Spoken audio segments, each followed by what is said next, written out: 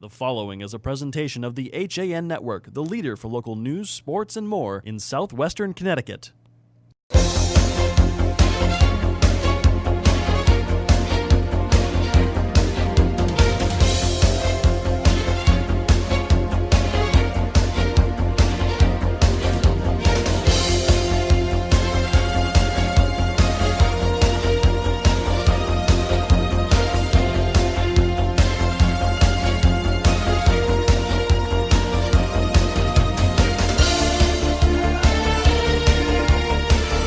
As the second batter of the first inning is retired, Marin grounding out to Trip Backus at third. There are two away, and we welcome you to Staples High for FCIAC Baseball on the HAN Network. We are into the postseason, the 3-6 matchup. The Wreckers hosting the Darien Blue Wave.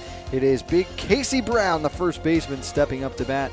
Good afternoon, ladies and gentlemen. Frank Granito alongside John Kovac and Kevin Coleman, who we will welcome in shortly, as Kasparius dealing for the Wreckers here. Forced Jordan to pop out to start the inning. Marin connected on a ball but yanked it foul, as that one might still not have landed before grounding out to third. And Casey Brown pops one up now on the right side. Rogers underneath it. 1, 2, 3, go the Wave. And it will be the Wreckers coming up to bat. We'll stay with you through this break and get you caught up. Let's start with the Darien batting order. And for that, we go over to Kevin Coleman. Kevin, good afternoon. Good afternoon. Batting first for the Darien Blue Wave, center fielder Justin Jordan. Batting second, the third baseman Peter Marin. Batting third, the first baseman Casey Brown.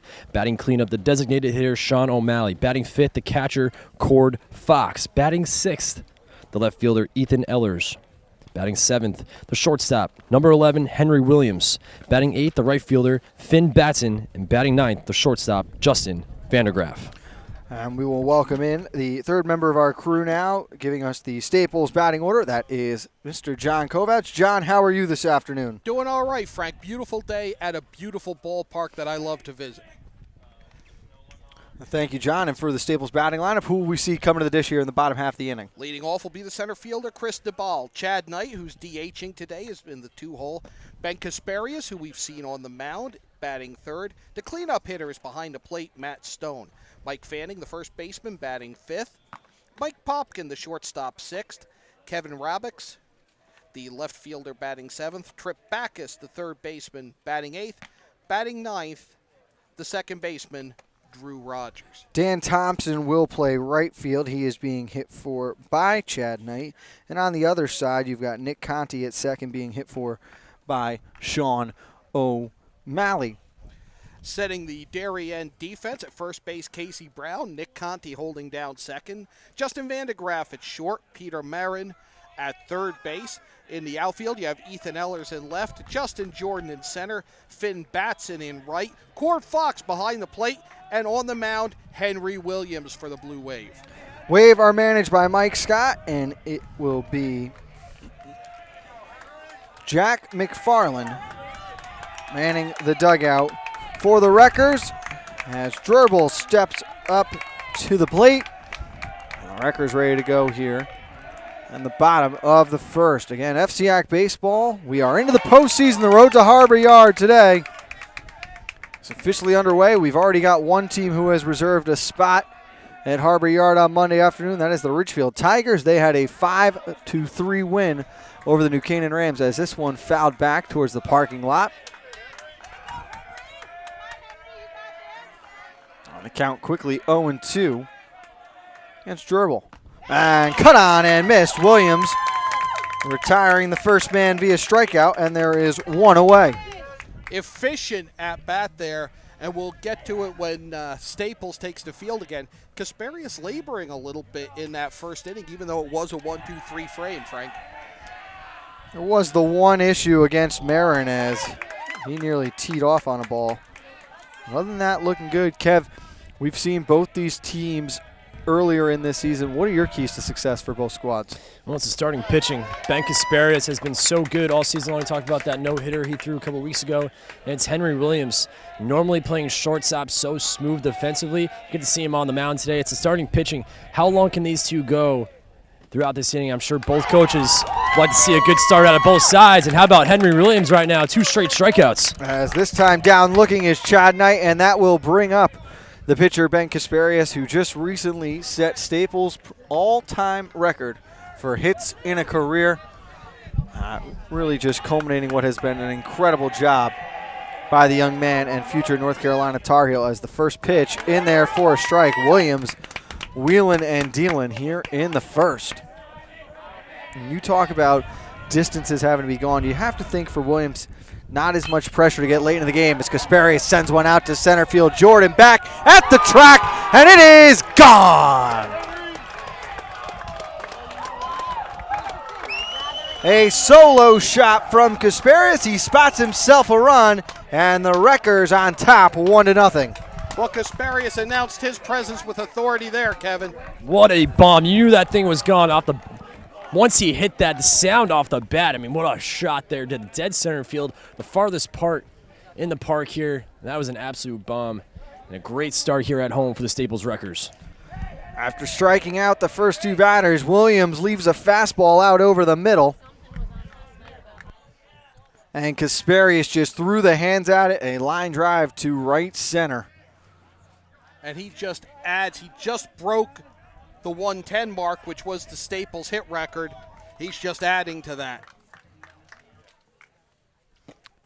As a ball down low here. And as we were saying right before that hit, you have to think Williams does not have to go as far into this game, Kevin, purely because of the depth that Darien has pitching behind him. And, of course, should there be a lead or a close game late, we expect to see Justin Jordan, their closer, come in from center. You also may see Peter Marin, who's had some relief duties as well this year, but you're right, Justin Jordan has been great in relief all season long. As Peter Marin just couldn't climb the ladder there. A chopper down the third base line, took a big enough bounce over his head. On with a hit is Stone. And there's a runner on first now with 2 away. Would have been a tremendous play at third by Marin to come down with that ball. And even if he did come down with it, to make the throw, he really had to sky on that. As that brings up the first baseman, one of the senior captains for the Wreckers, Mike Fanning. Stone, the catcher, off first. Pitch to Fanning is again chopped towards third. This time Marin can field. Fires to first, and that will retire the side. 1 run on 2 hits, no errors, and 1 man left on. Kasparius' bomb spots him a run. We head to the second. Staples up 1-0 after this.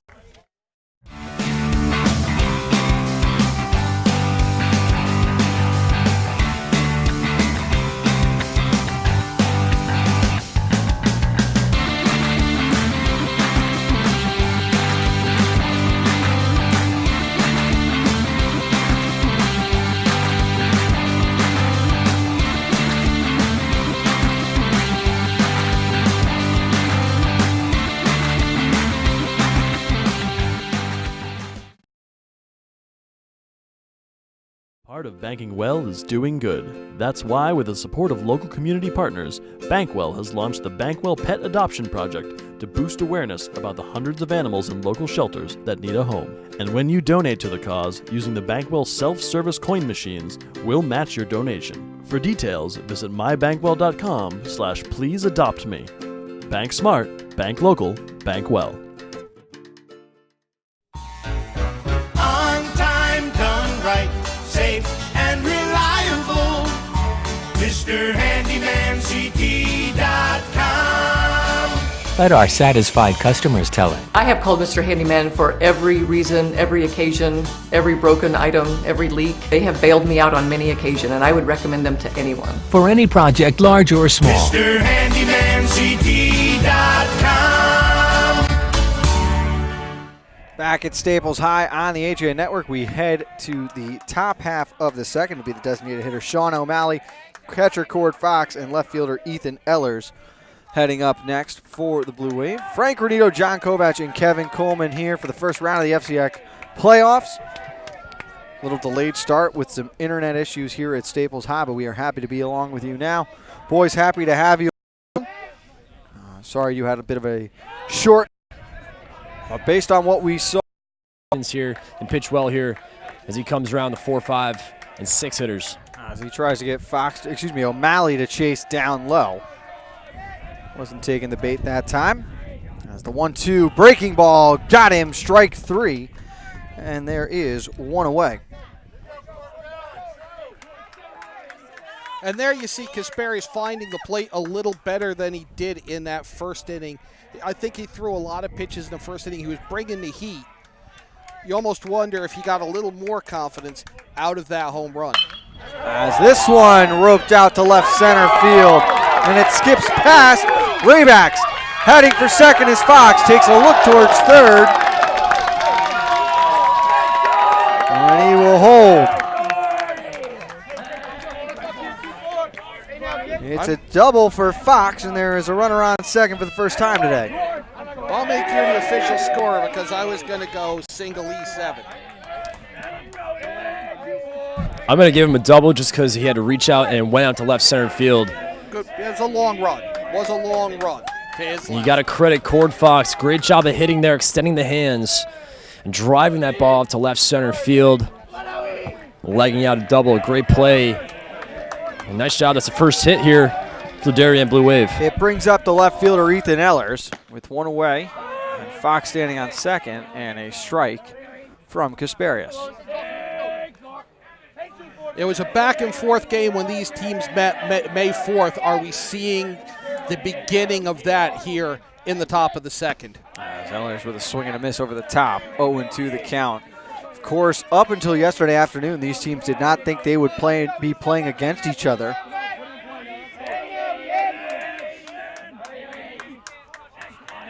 Kasperius checks the runner, coming to the dish. Another breaking ball, just missed outside. Staples was anticipating they would be hosting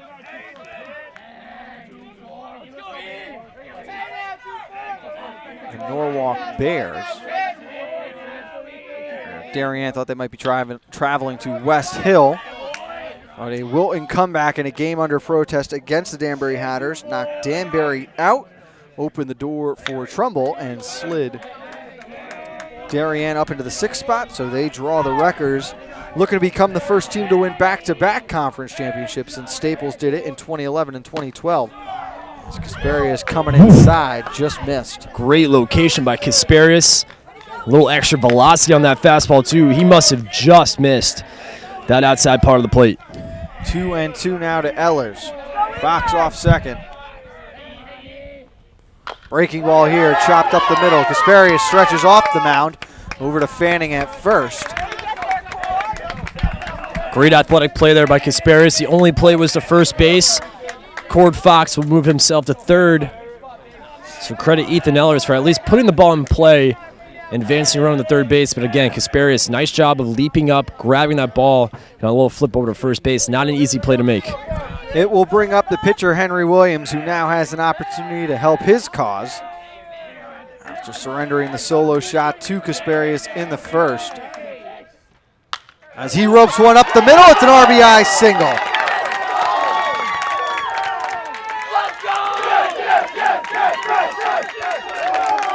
Great job there by Henry Williams, helping his own cause. Taking that first pitch pass fastball right back up the middle. Well-timed hit there. Henry Williams has been a clutch player for the Darien Blue Wave all season long. Like we mentioned before, a great shortstop pitching today, but the hitting has been really coming on as of late. And here is the right fielder now, Finn Batson. Making an off-speed pitch below the knees to count 1-0.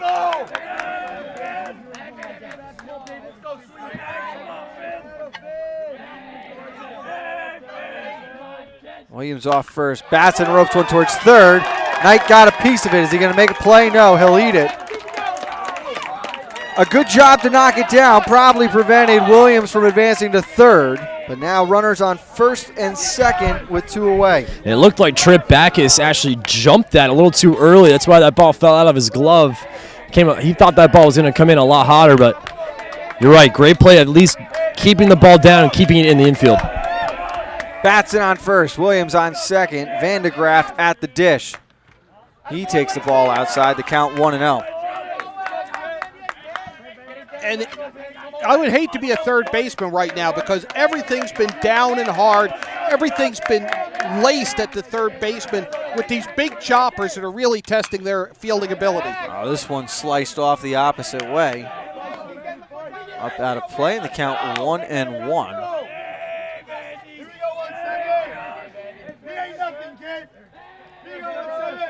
And you got to credit that run to some heads-up base running by Court Fox. Fox is on second with one out, and he's heads up enough to go to third on that chopper to the right side of the infield. That's fine. Ball down low, 2-1 the count. After going 1-2-3 in the first, Kasparius in a bit of trouble here in the second. Hear the chatter on the Wave bench as a breaking ball in there for a strike. Vandegraff didn't like it, 2-2 the count. Nice off-speed choice there by Kasparius. Great location. Kasparius with 2 strikes, goes breaking pitch again. It was tipped, caught, strike 3, and that will do it in the bottom half of the second. But the Wave find an equalizer, 1 run on 3 hits, no errors, 2 left on. Through 1.5, it's 1-1 on the HAN network.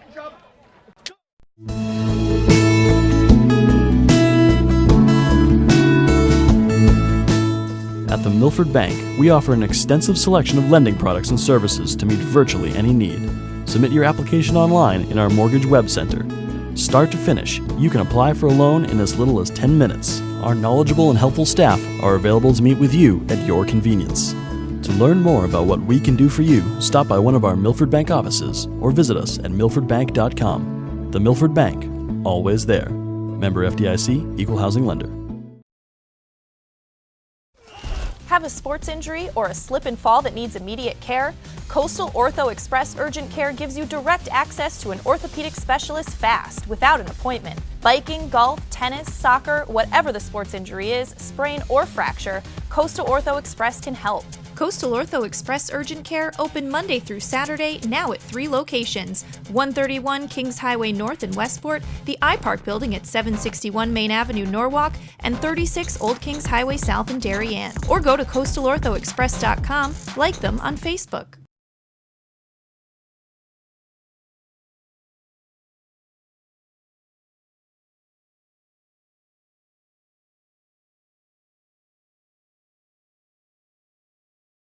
Spring has sprung at Walter Stewart's Market, and we're celebrating the new season with fresh takes on spring. From the finest produce around to guaranteed fresh seafood delivered daily by the best local supplier.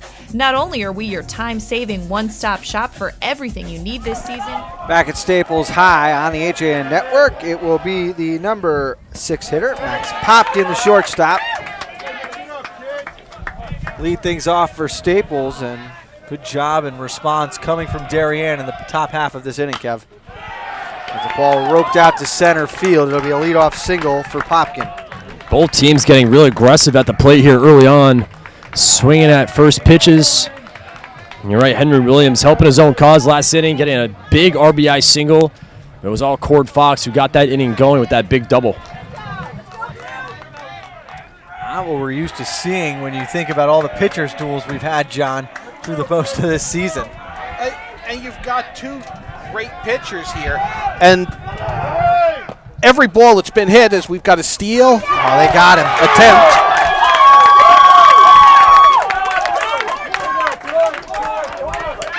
A little bit of a late jump from Popkin, and Fox just gunned him down. Fox, one of the best arms behind the plate here in the FCIAC.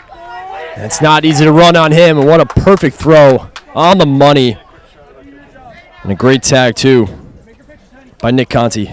Fox showing the versatility here in the playoffs. He's played the outfield for a lot of the season. We've seen him in the DH spot and now behind the plate as he continues to impress.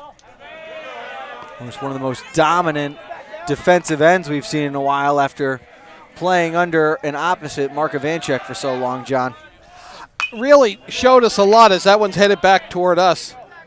You wondered how they were going to replace Ivanchuk, who set the state record for sacks, and they just reload at Darien. They don't rebuild. As this one sent down the right field line, tailing foul, and it lands at the base of the hill. Count will be 2-2 to Raybacks.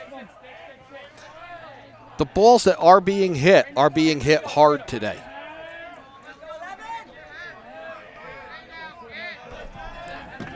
One out, bottom of the second, tied at 1. Raybecks at the dish. Williams dealing from the mound. 2-2 is a grounder up the middle. Might have caught his foot, and it's going to bounce through second and first. That's a seeing eye single right there. They're going to check to see if Henry Williams is all right. That struck his foot, but it looks like he's waving off the coach saying that he's okay. You still got to check that, though, particularly if it hits the plant foot. It can be dangerous if all the weight's on that limb when the ball hits it. As manager Mike Scott comes out. Williams not worried at all. Appears to be fine. Scott agrees. He'll head back to the dugout. Raybecks on first with the single. Coming up now, third baseman, number 32, Trip Backus.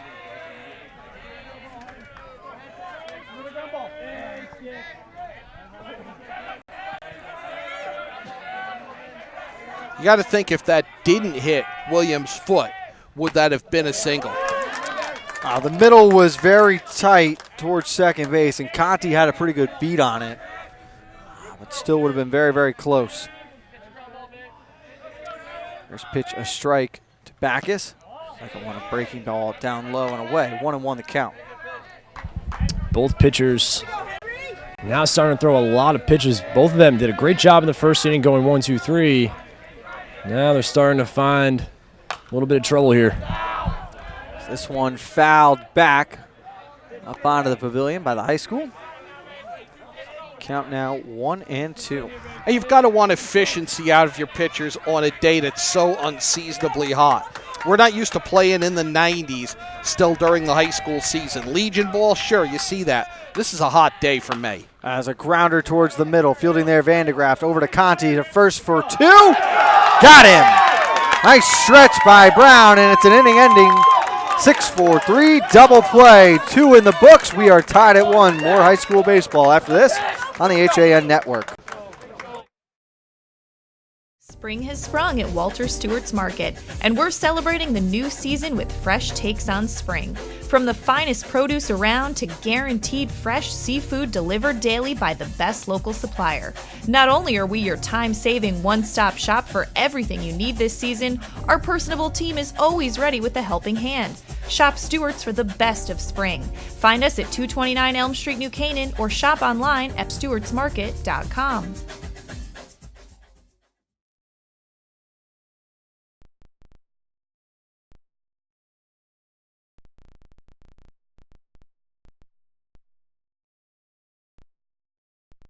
At InSports Trumbull, the game is always on inside. Sign-ups are now open for one of our most popular programs, the New England 80 Elite Lacrosse Division I and Division III Showcases. With D1 and D3 coaches in attendance, players will receive a 60-minute webinar with Director of Recruiting Hans Hansen, a custom NE80 penny, custom shorts, and a video of all games. Last year's event sold out quickly, so sign up now for the next showcase coming in January 2018. Like and follow us on Facebook.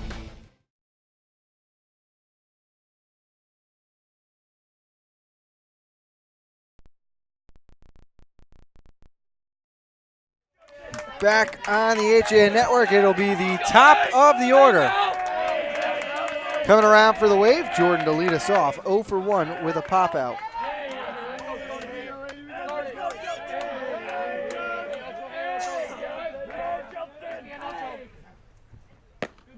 This is a breaking ball in for a strike, 0-1 to start the third.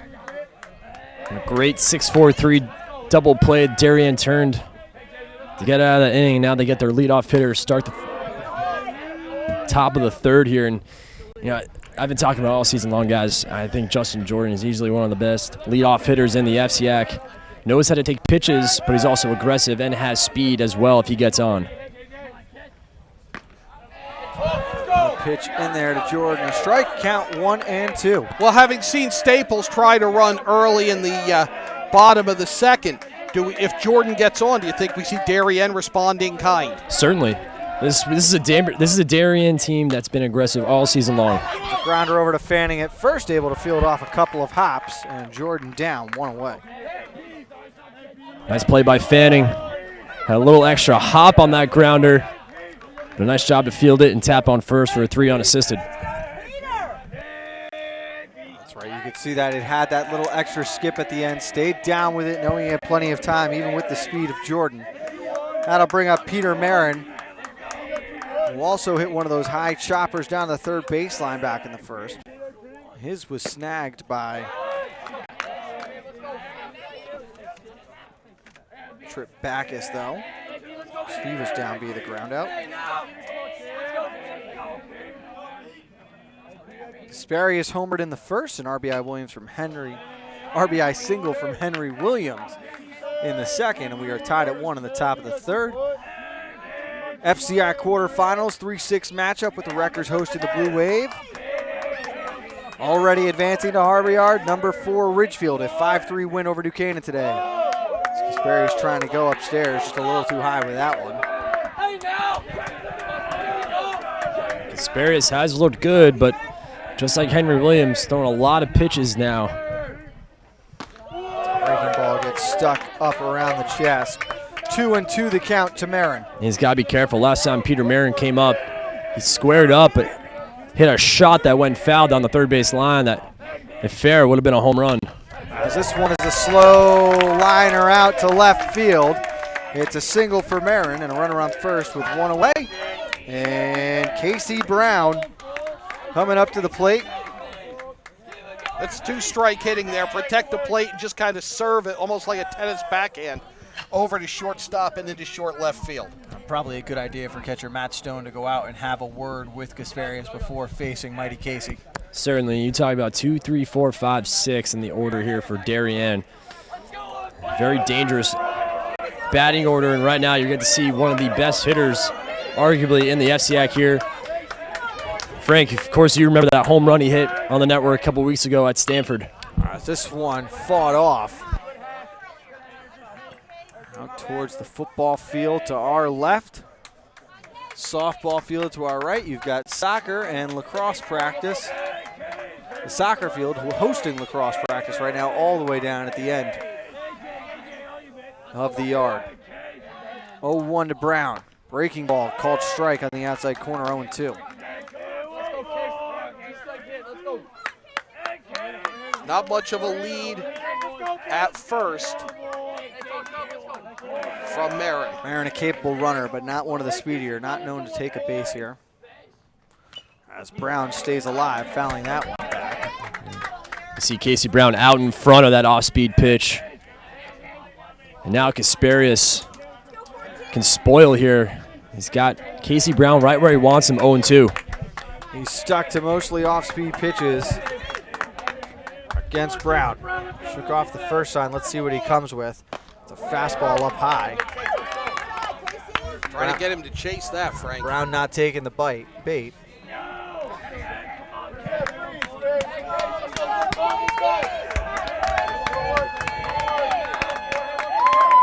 1-2, down low, got by. Marin's off for second. Stone not throwing there.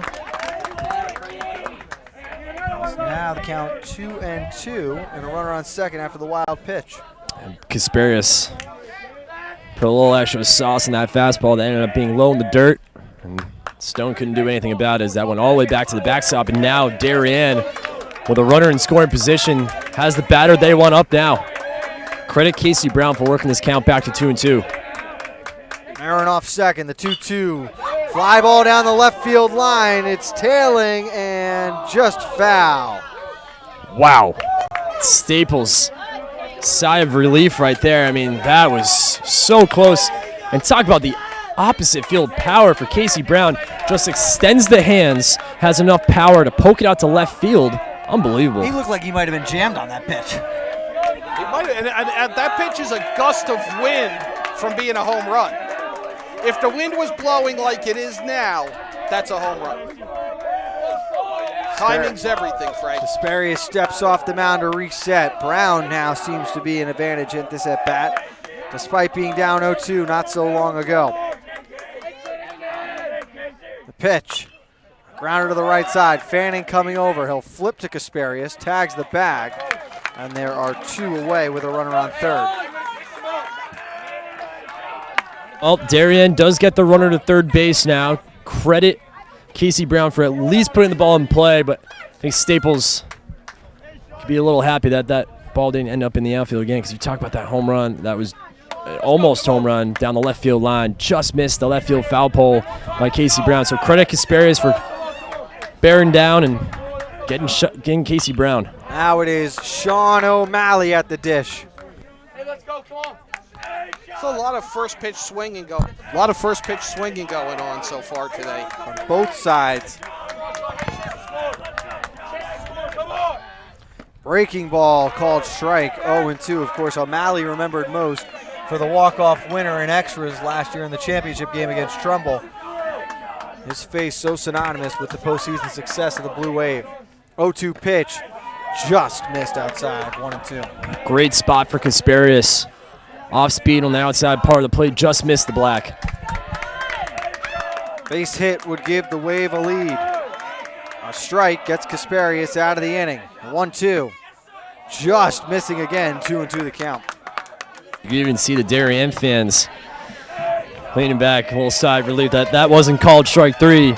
Again, working the count back to 2-2. Here we are again. Patience on display from the Wave hitters. 2-2 pitch, misses, and now the count is. Great plate discipline here by Sean O'Malley to work this count back to full. Not an easy play for Max Popkin to make, guys. Slow roller. He was playing up the middle more, had to come back, fire down to first base. Not an easy play to make. And credit Sean O'Malley for at least putting the ball in play and making things happen. And another chopper. We've seen choppers all day that have forced infielders to sky a little bit, snag it, try to make the throw. That time, Popkin just couldn't do it. They come back to check on O'Malley. After a ball to Cord Fox. And credit to Popkin coming down with that and making it a close play.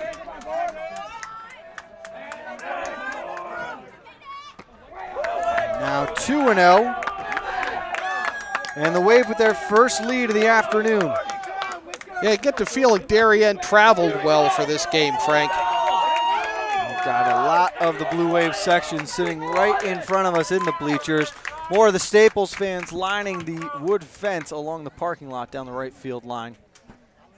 And of course, a good chunk of students out behind that right field wall.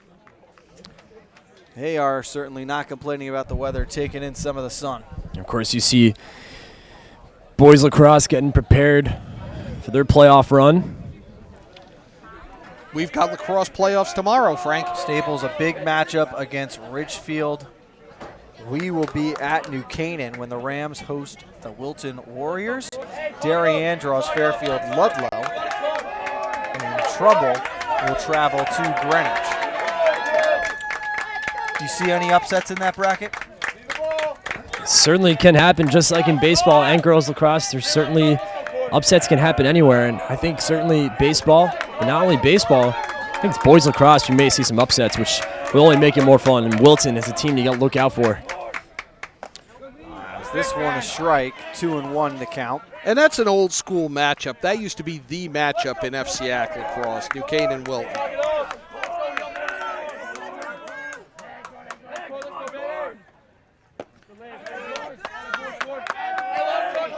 Good ball there, 3-1 the count.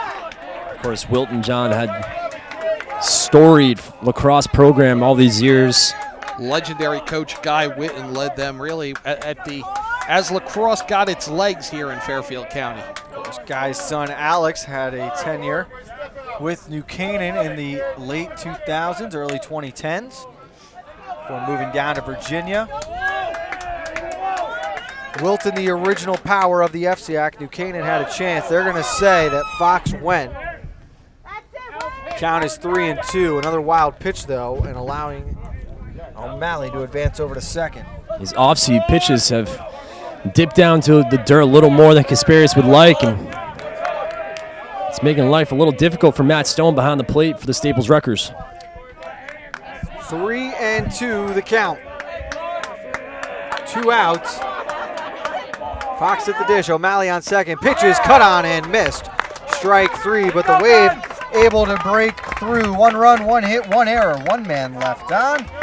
At the end of 2.5, it is 2-1 Darien. Want a new experience in car buying? Scap Chrysler Dodge Jeep Ram with one of the largest inventories of new 2- and 4-door Wranglers. We are Connecticut's Wrangler headquarters. Come visit our new Ram Truck Center. Browse our websites, scapchryslerjeep.com or scapdodge.net to find the new Jeep, Chrysler Dodge car, minivan, or Ram truck you've been looking for. Just 2 miles from both I-95 or the Merritt Parkway exit 44. Save thousands right now during the Drive and Discover event. Now through May 31st.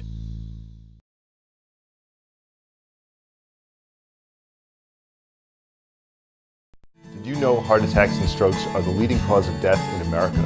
Protect the health of you and your loved ones. Talk to a doctor about heart disease. Hi, I'm Dr. David Pazer with ProHealth Physicians, encouraging you to stay informed about health matters that affect you. ProHealth Physicians is on the pulse of social media to share information about health and nutrition with the community. Get up-to-the-minute alerts, including ProHealth Physicians' news and upcoming events. Connecticut's leading group of primary care doctors is just a click away. Back at Staples High on the HA Network, Frank Renito, John Kovac, Kevin Coleman. Bottom of the third, it will be Rogers, Dribble, and Knight coming up for the Wreckers. They trail 2-1. After Darien added a run via the error.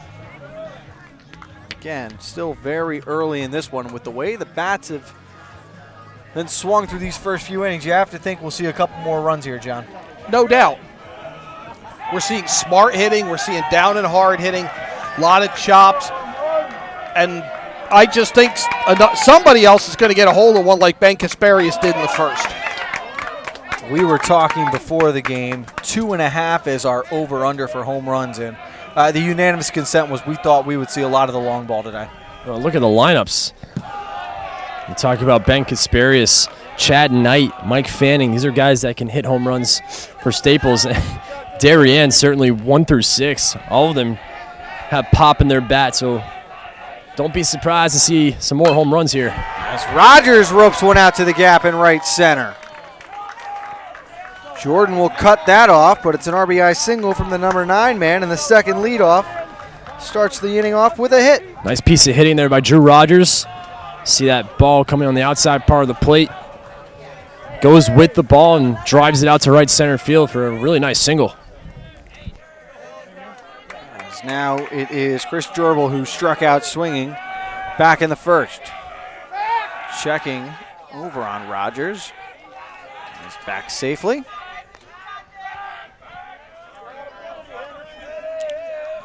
Unfortunately for Mom, that nice white jersey is all browned up now. Going to need an extra run in the washer.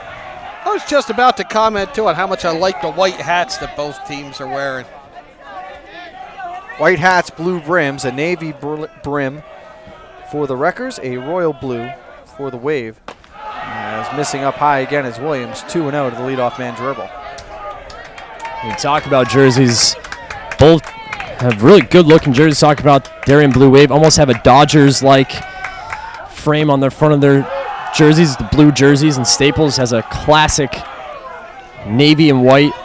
Just good-looking jerseys here, both sides. Traditional. Yeah, old traditional, school. yeah. I like it, and I like that. Especially in baseball, you know, you talk about America's pastime, and you see some of these new jerseys that are coming out, a little funky, but they keep it old school, and I think for baseball fans, we all enjoy that.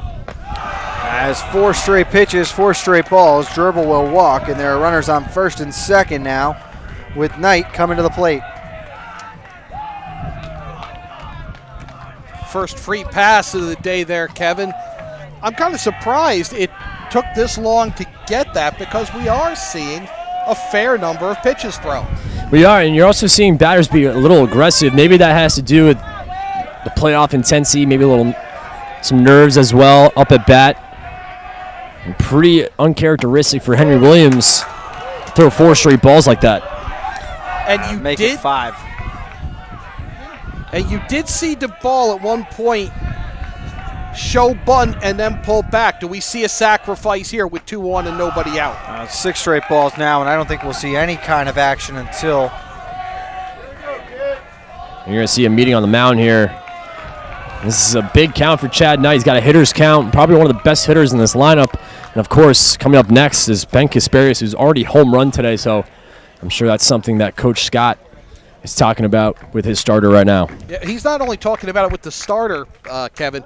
Mike Scott's got the whole infield in there.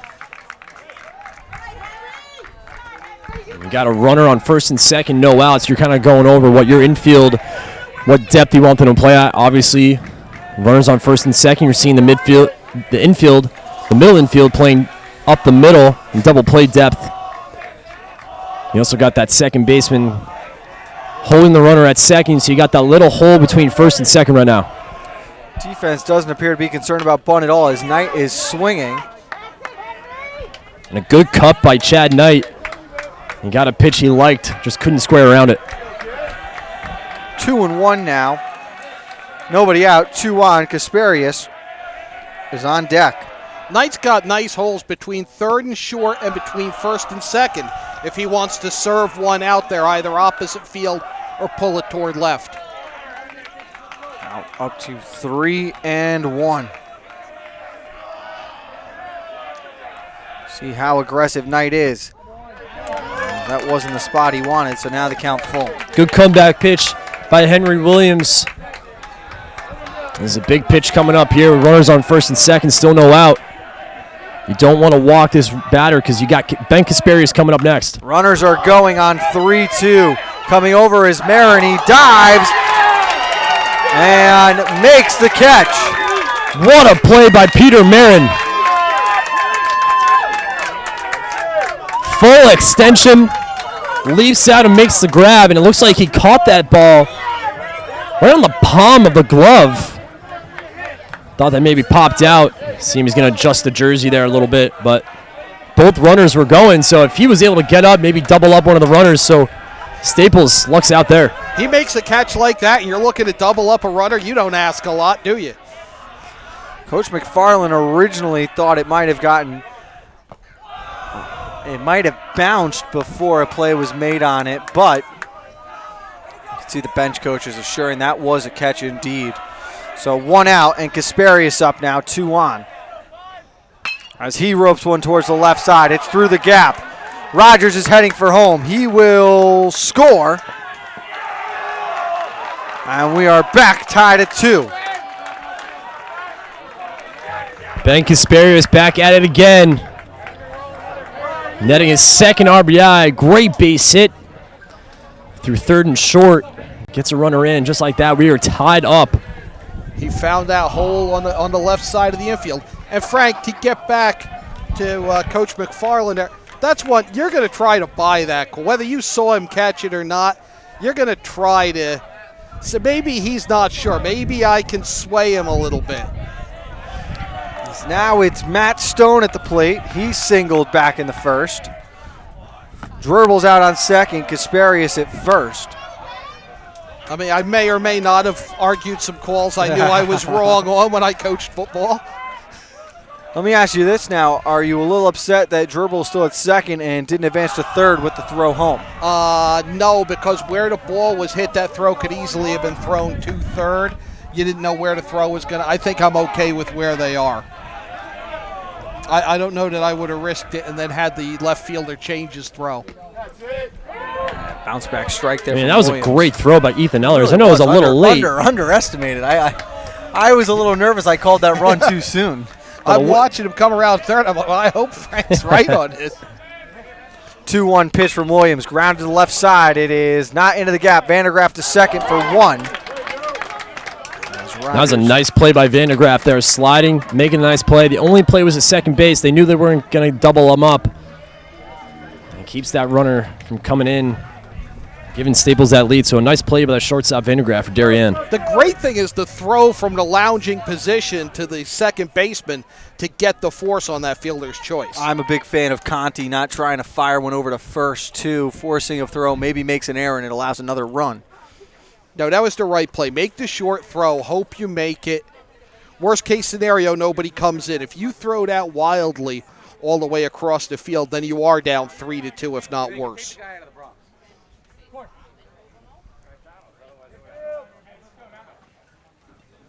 And we're going to have a runner here. With 2 outs, they'll allow Stone to be run for.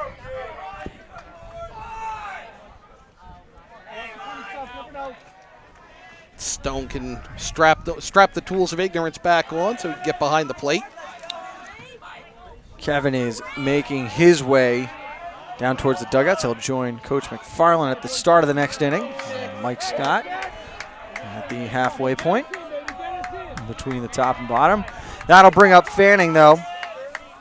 And we got to thank the coaches for being so accommodating and letting us talk to them in between innings. And it's a nice touch for the viewer to get that insight into the game. Well, I forgot to mention to you, we owe them a steak dinner, but I'm going to expense to the company. We can talk about that later as Fanning sending one down towards right field. Batson moving to his left, makes the catch and retires the side. The Wreckers add another one. We're tied at 2. When we get back, Kevin Coleman will be joined with Coach Jack McFarland of the Staples Wreckers. You don't have to go far for authentic Neapolitan cuisine and renowned wood-fire pizza. Pizzeria Loretano of Bethel is a contemporary Italian bistro, specializing in authentic wood-fired brick oven pizza Napolitana. Pizzeria Loretano was named one of America's top 1,000 Italian restaurants in 2008 by Zagat, and recommended by Jane and Michael Stern on National Public Radio's Splendid Table. Located close to the Bethel Cinema, we focus on quality, and our food is always made to order. Join us for live jazz Sundays from 6 to 8. Find our schedule, menu, and more at pizzerialoretano.com. We believe summer is a time for kids to be kids. We provide the safe and nurturing environment for them to find activities that match their interests and allow them to create lasting friendships. Summer at Worcester offers 7 weekly sessions at our Danbury campus from Monday, June 26th through Friday, August 11th for pre-K to grade 8. Find out more about our extended hours, new optional lunch program, and a new low price at summer@worcester.org or 203-830-3921. Summer at Worcester, experience the difference. Let's take it to Kevin Coleman down on the field. Nope, as we are going to come back. Let's go. Everyone out. Top half of the 4th coming up. 2-2 the score. And it's been great baseball thus far, Frank. You've seen good pitching with some struggles at times. Really impressed with the bats thus far this afternoon. And we're seeing aggressive hitting too, which you almost just feel like you haven't seen to this point in the season. Well, there's so much at the younger levels with kids being taught to take walks and, you know, I like aggressive baseball, and that's what we're seeing here. And both teams have done well responding when called upon. Staples scoring first, Darien had the next 2, then after that. A lot of similarities to the May 4th game between these two, which was a Darien walk-off win on a play at the plate, Frank. As this one is popped up, it'll be out of play over the Staples dugout. Count 0-1.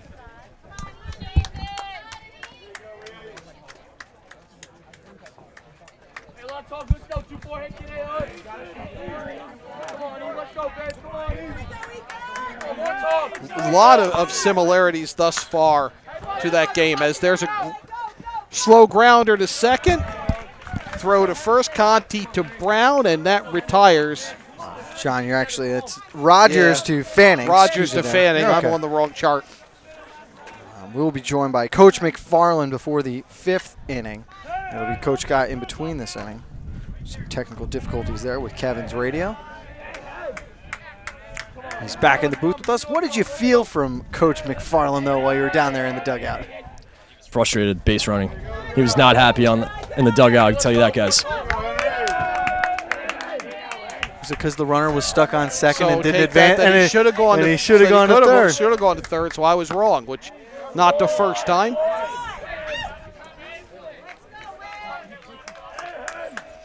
Yes, it is Henry Williams at the dish now. Takes a strike and a count 2-1. Williams, of course, that RBI single back in the first. Or excuse me, that was the 2nd inning.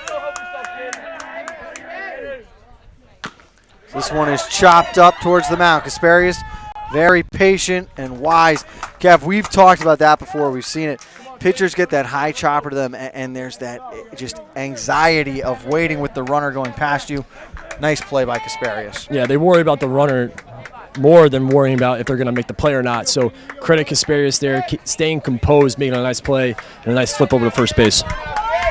2 down, and it brings up the right fielder, Finn Batson, who also has a single.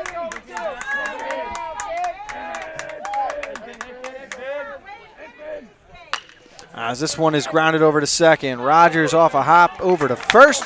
3 up, 3 down. No hits, no runs, no errors, nobody left on. Through 3.5, it is 2-2 between Staples and Darien on the HAN Network. At Budget Blinds, we're in business to frame the light, the day, and the night. So we give you an exclusive combination of high style, expert service, our no surprises pricing, and our no questions asked warranty. We believe that everyone, at every budget, deserves style and service. Isn't that a beautiful place to be?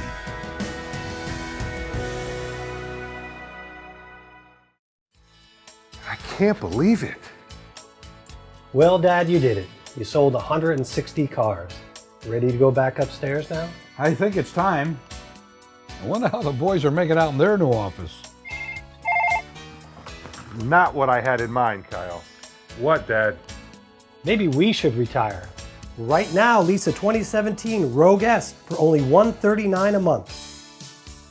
Isn't it time you got Millerized? We are back on the HAN Network. Let's go down to the Darien dugout. Kevin Coleman joined with manager Mike Scott. Kevin. All right, thanks, Frank. Down here with Coach Mike Scott, the Darien Blue Wave. Just your thoughts so far on your starting pitcher, Henry Williams, so far. No, I mean, for a sophomore going out there in a FCIAC quarterfinal, couldn't ask for more right now. You know, he's battling.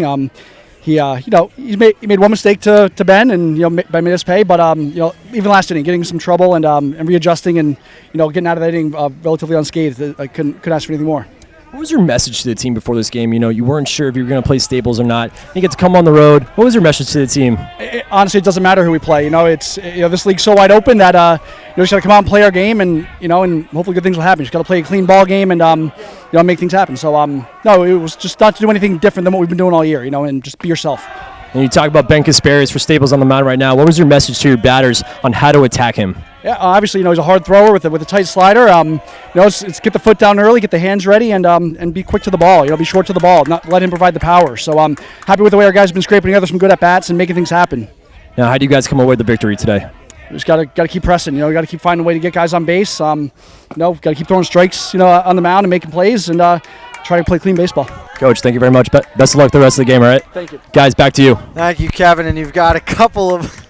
How heartbroken are those two players going to be when they find out it was an off-camera interview? These guys are going to be all excited watching this replay. You had Sean O'Malley. Oh, look, we photobombed Arthur Xanthos looking for the photobomb to no avail. Sorry, guys. 3-1 and a strike to Popkin. That was too awesome. So now the count full to the Staples shortstop. The payoff pitch. Doesn't matter that he checked his swing. Strike 3 on the outside corner. 1 away as the sophomore Williams continuing to deal here in the 4th. Williams showing great command. And he's got that pitcher's build. I mean, his legs are so long. Just really nice fluid motion. As it'll be Kevin Raybecks. He's singled in the 2nd. And the FCIAC's got to look at this kid and think he's just going to fill out over the next 2 years and learn his craft. That one down low. And if Kevin is still with us, it appears he's not, making his way over to the Wreckers dugout now. He's going to find ice cream or something. I know him. 2-1 as Raybecks take a strike, showing bunt, but never really an option. As we'll go down to Kevin now, and Kevin, obviously you caught up with Coach Scott, but inside the dugout, what was the feeling like amongst the players on the bench? Pretty motivated. They're trying to motivate their team. Of course, very close so far, and even Coach was still pretty amped up about the performance that his team's been playing so far, and you gotta like that. And right now, I'm over by a Staples dugout. All these guys are on their feet. No one, and I mean the Darien side. Thank you, Kevin. As a walk to Raybecks, and now there's a runner on with Trip Backus, the third baseman, coming up, who grounded into a double play in the second to end the inning. And of all the aggressive hitting we have seen, John, Raybecks, I think, has been the most patient at the plate, very calm, and has looked comfortable up there against Williams. Working to count each time, has the one walk. As over to second for one, back to first, and that will retire the side as Backus into another inning-ending double play. 1-6-3 this time. On the first pitch after you said how patient he was. As there is no hits, no runs, no errors, and nobody left on. We'll take a quick break, and we get back. Kevin is joined by Coach Jack McFarland of the Staples Wreckers. The new fishing season is fast approaching, so it's time to head over to the dock shop and get your gear in order. We're now offering bait in both Darien and our Westport location. The dock shop can service and repair your rods and reels, spool up new line, and fill any empty space you might have in your tackle box. Whether you're a fisherman, boater, or beach bum, the dock shop is a unique place to shop. The dock shop, 51 Tokenique Road, Darien, 609 Riverside Avenue, Westport, dockshop.com.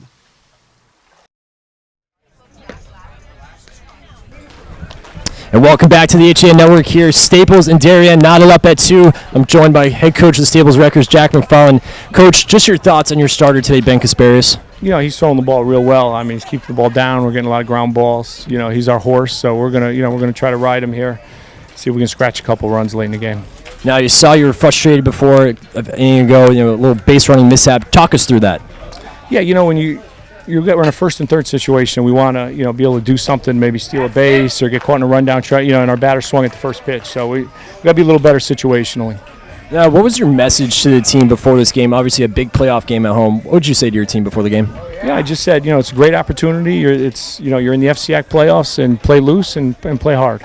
Now, what do you guys have to do in order to win this game today and move on to the next round and get to Harbor Yard? Well, at this point, at 2-2, and what is it, top 5 or top 4? Top 5. Top 5. It's probably going to come down to one big swing and some good defense, so we'll see what happens. Coach, thank you very much for the time. Best of luck today. All right, thank you. Thank you.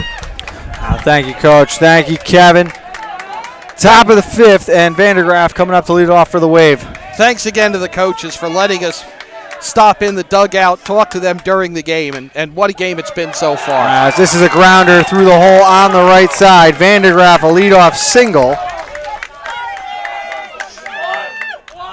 Nice job of hitting to the right side, gets it through. Well, let me ask you this. How upset are you going to be if Kevin gets back up here after having been in both dugouts without any bubble gum or any sunflower seeds? I will not be happy with Kevin if there is not.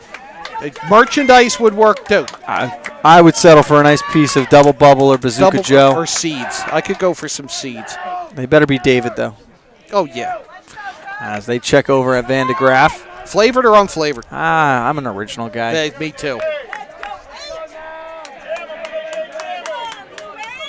It's the leadoff man, Justin Jordan. He's showing bunt, lays one down to third. Well executed as Backus goes to first. The sacrifice works. There's one away and a runner on second. Great sacrifice. Perfect bunt there. A lot of people, myself included, say that's a lost art. That art's not lost on Jordan. I do have to tell you, Kevin, John is a little upset you came back without any bubble gum or sunflower seeds. I'm sorry. Johnny, I'll be sure to get you. I'm going to get your own bucket. It's going to be for John Kovac, only double bubble. How's that sound? For Harbor Yard. We'll have it up in the Karma Club at Harbor Yard. Is now Vandergraaf going to be able to advance to third? I'm going to say that one was a pass ball. I thought that was in the dirt before the plate, but I'll listen to arguments the other way.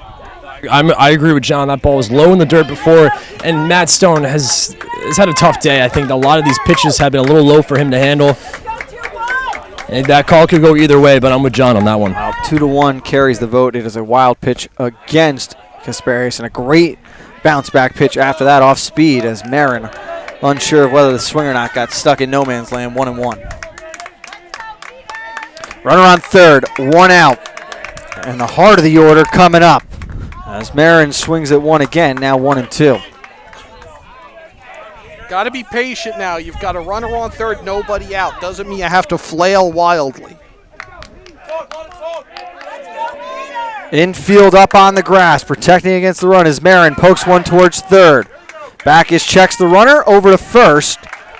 Well done. That's a huge play for the Staples Wreckers here. Nice job by Trip Backus there. Checked the runner at third. Wasn't hit deep enough for him to advance home. Fires to first. That's a big second out. But now he's got a hill to climb here. He gets to face Casey Brown, who's not an easy out. With 2 outs in the top of the 5th in the FCIAC quarterfinals, should one of these teams make a run and win 3 games, remember this at-bat. Best versus best. And the first one down low in the dirt, 1-0.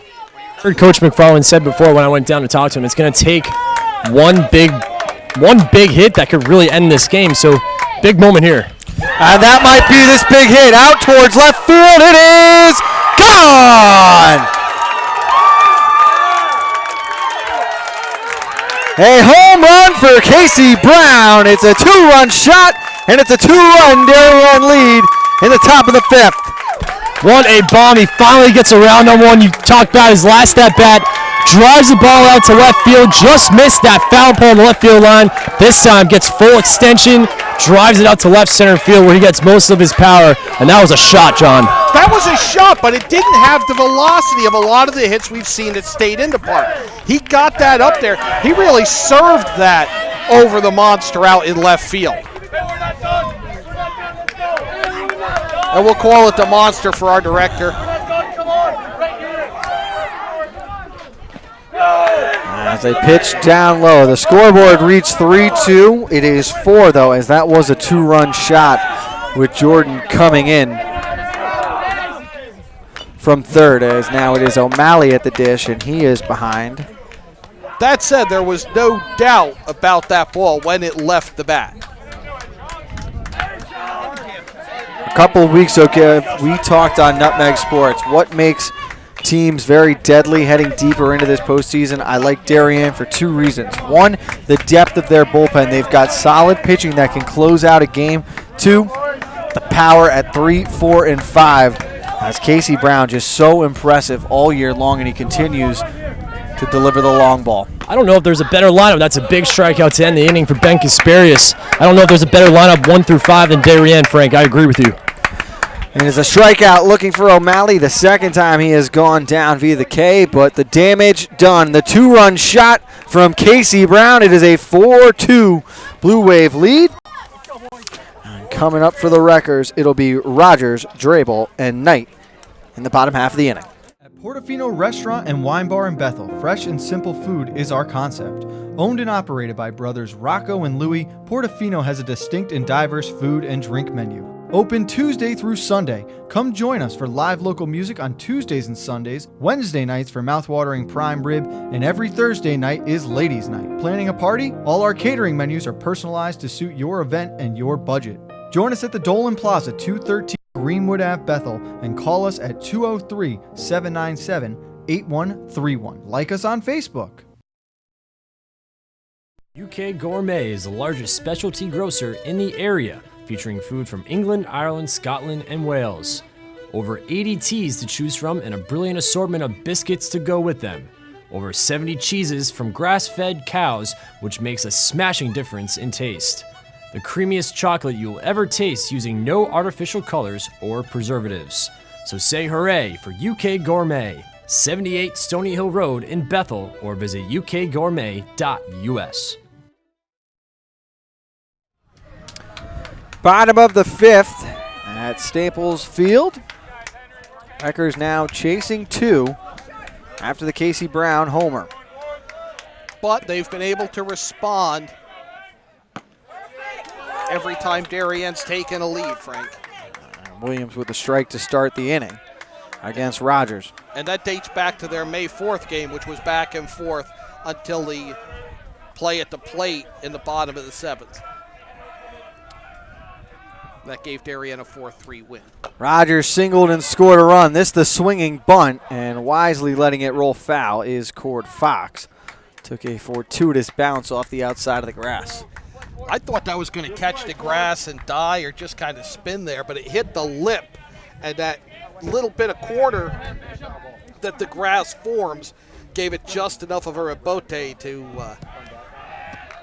work foul.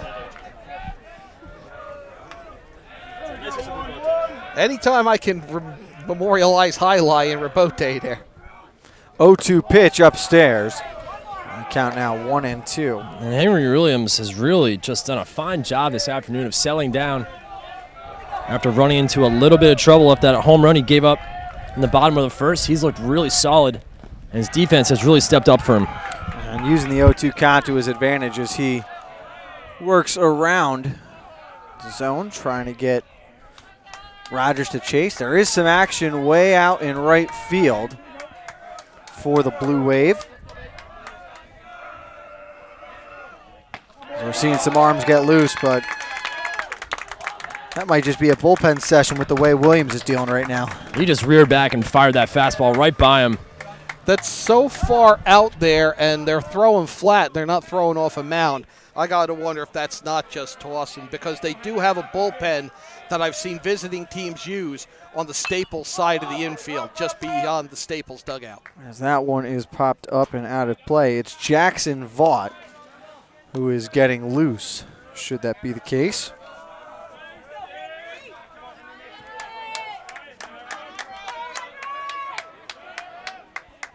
As the pitch here grounded towards the hole. Vandegraff moving to his right, throwing over to first. As Strabel is down here in the fifth. How about Justin Vandegraff this afternoon, making some slick plays over there at short, flashing the leather. Of course, the starting pitcher, Henry Williams, normally a starting shortstop for the Blue Wave, but nice play by Vandegraff. See, you say slick, and I was thinking silky, because he was silky, smooth hey, out there. Slick, silky, it all works, my man. Velvet. Ooh. As it is Chad Knight, the designated hitter, down looking in the first inning, fouled out to third. Back in the third, and he is now even 1-1 after taking a strike on the outside corner.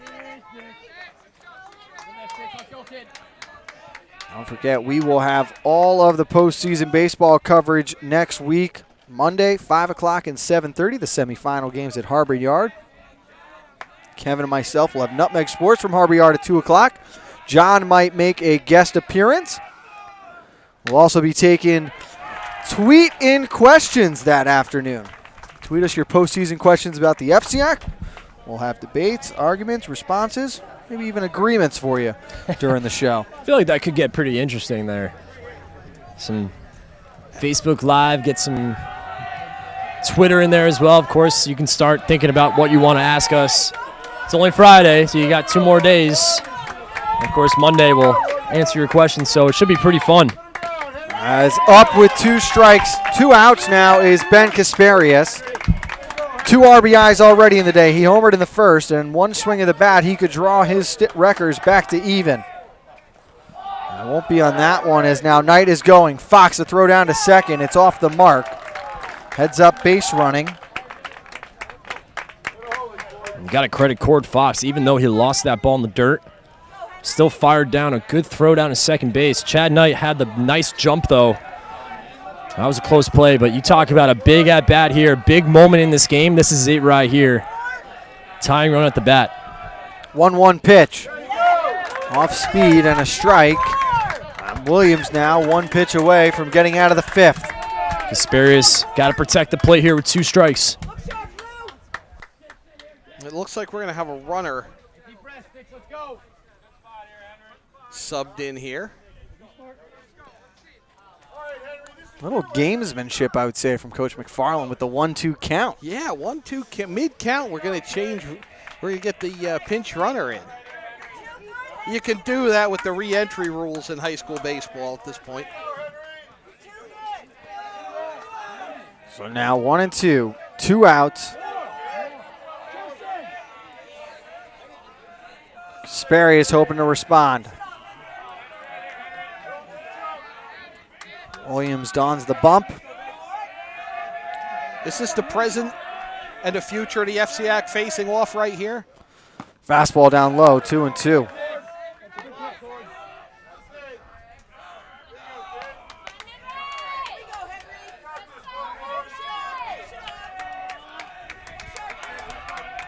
The 2-2. Down low again, 3-2. Great eye by Ben Kasparius. Good plate discipline. Doing a great job of working this count back to full. And a big pitch coming up here for Henry Williams. As the 3-2 is upstairs. And now it will be Matt Stone coming up with a big opportunity. In a way, that may be. They may have pitched around Ben Kasparius there just because he's had a hot bat all day long. Well, you're certainly not going to give him anything to hit ever. Right. And with 3-2, I don't mind them walking him, and now you get big moment here. Stone ground to the left side. It is past Vandergraff. They're going to round Moy home. He's cut off and retreats back to the bag. Great job of base running, getting back to third base. Because initially it was a green light, and the stop sign went up just as he passed under it. It was kind of yellow when he got there. Well, Ellers has a great arm out there in left field. And again, you talk about a big spot here. Coach McFarland holding the runner at third. And gives Mike Fanning, one of the captains of his team, a great opportunity here to give a name for himself. Stone with the single on first. Kasparius walked, is out on second. The pinch runner Moy on third. And go back and remember the Kasparius at bat, 1-2. As this one might go out of play over the top. He's going to. Oh, they're going to say Kasparius stays at third. That was almost a scenario you have not seen before. You don't see that very often. You see that ball take a little skip off.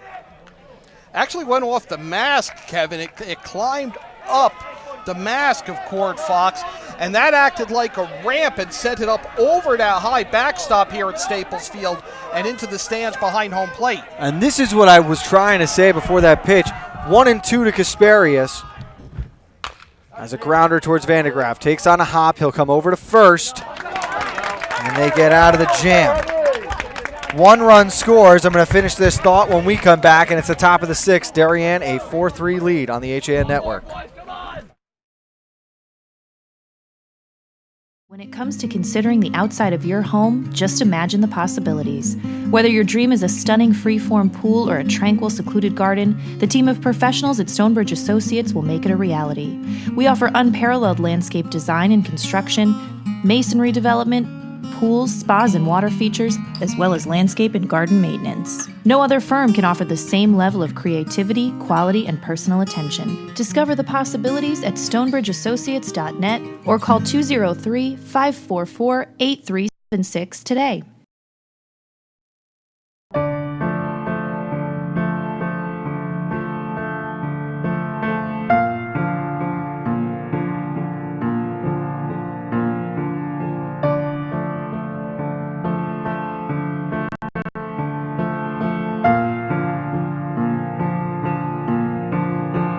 Pizza to satisfy even the most demanding critics. Tuesday Pazza Pizza.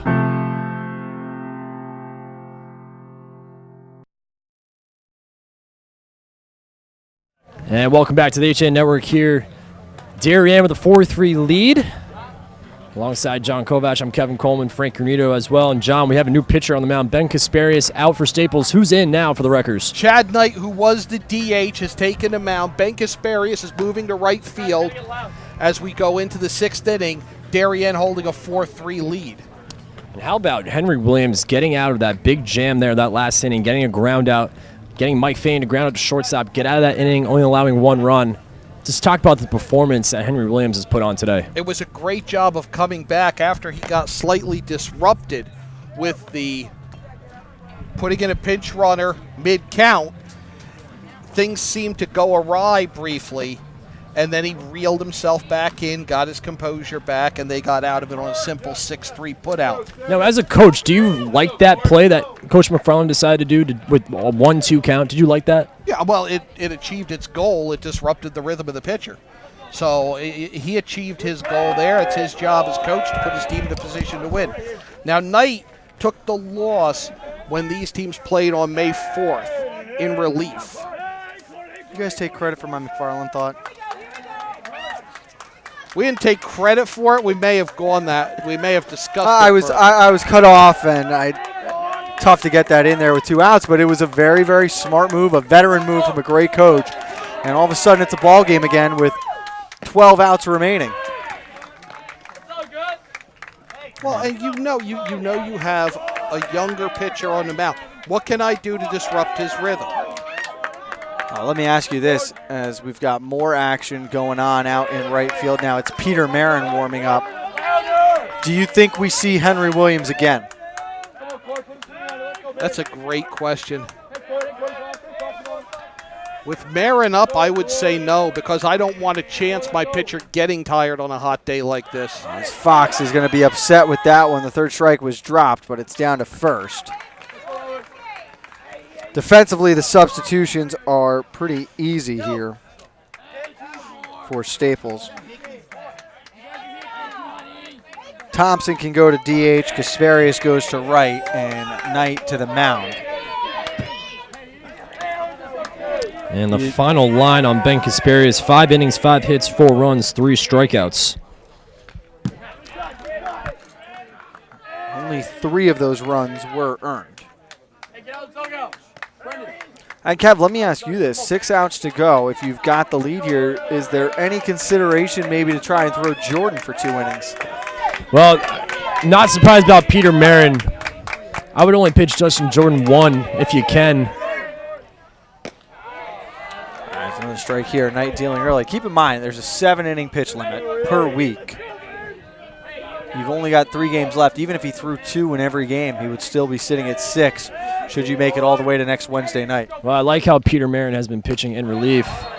And you see a big strikeout there for Chad Knight. You want to talk about pitching in relief. How about Knight coming off the bench here? Strikeout to start.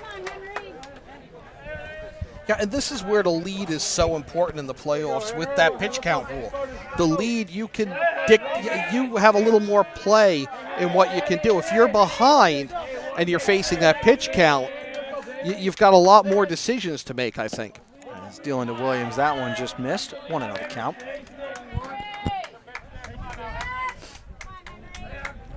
Baseball on the network Monday and Wednesday. Lacrosse on the boys' side coming tomorrow from New Canaan. And then Tuesday and Thursday at Brian McMahon. Has that one up over the top of Stone. Nobody on, so he doesn't have to chase it down. 2-0 the count. It will be nice for some of these guys, particularly the catchers, to have Saturday and Sunday free after playing on a 90-degree day in May. Well, let me ask you this. Would you rather play today or possibly tomorrow with temperatures in the 60 and it much chillier out? I'd rather tomorrow's a lacrosse day, I think. This weather is baseball weather. And you can argue with me yes or no. Here's my argument with you. Is yesterday you said this weather was lacrosse weather. Well, it's 4 pitches, 4 balls, and on with a walk is Williams. I'll just ask. I mean, let's be honest here. Yeah, let's back up a little bit here. Let's go to the video. Hold on. Fellas. Not that yesterday wasn't lacrosse weather. I think it certainly was, but this is baseball weather as well. I think I would play in both in this type of weather. Good answer. That's my answer. You would play lacrosse in the morning and then baseball in the afternoon. There you go. Well, my only argument against would be, like, obviously it's very, very hot today. It's humid and muggy out. It can be tough being out there in the long pants, the socks, and everything. Is Batson completely fooled on that one? I can tell you this. But counter argument, on a cooler day, I don't think we're seeing players swing the bat as much as they do in fear of the stinger. Right, and now you're going to see the ball fly off the bat a little more since you got a little bit of a warm weather here. But going back, I remember when I was pitching, I played a soccer game before I started, and I was toast. So if you imagine playing lacrosse before a baseball game, you're toast, man. As this one is popped up to the right side. Kaspari's coming in. Rogers going out. He makes the play, and that retires the side. No runs, no hits, no errors. 1 man left on. Bottom of the 6th coming up. The Wreckers are down to 6 outs, and they're chasing 1 on the HAN network.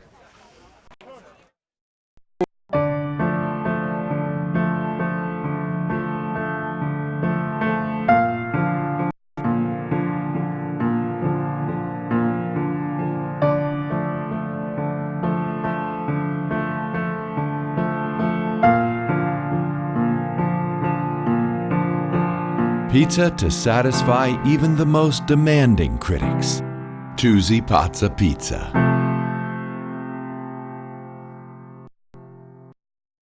Family and Children's Aid has been serving the community since 1809 and is now the largest outpatient children's mental health care provider in Western Connecticut.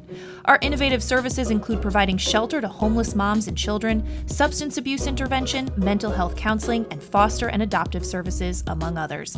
Our goal is to provide individuals and families a safe haven and hope for a brighter future. Find out more about us at fcaweb.org and call our Danbury campus at 203-748-5689. Wild Birds Unlimited, your one-stop shop for all your backyard bird hobby needs. Premium bird seed, freshly delivered each week. A great selection of bird feeders, houses, a patented pole system, bird baths, and a vast array of wonderful gifts of whimsy and nature. Visit us at 356 Heights Road in Darien, next to the post office, and across from Norotan Heights Railroad Station. Back at Staples Field on the HAN Network, and a new pitcher coming. For the Blue Wave, it will be Peter Marin. As Kevin will run the numbers on Henry Williams. We'll have those shortly. I have a baseball final for you, Frank. What is that baseball final? Ridgefield hangs on to beat New Canaan 5-3 there. Ridgefield scored 3 in the bottom of the fourth to take that 5-2 lead. They didn't lose. Ridgefield has reserved the first spot at Harbor Yard. That game was played at 2 o'clock this afternoon. Both those schools having prom later this evening. Arthur Xanthos is out at third base where Marin was standing. Williams is at short. Vandergraaf is over to second. As Conti is down. The outfield stays the same.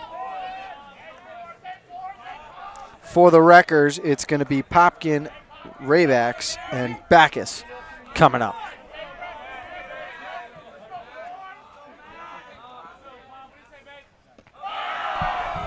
And the final line on Henry Williams, a starter for the Darien Blue Wave. 5 innings, 8 hits, 3 runs, 2 walks, and 3 strikeouts.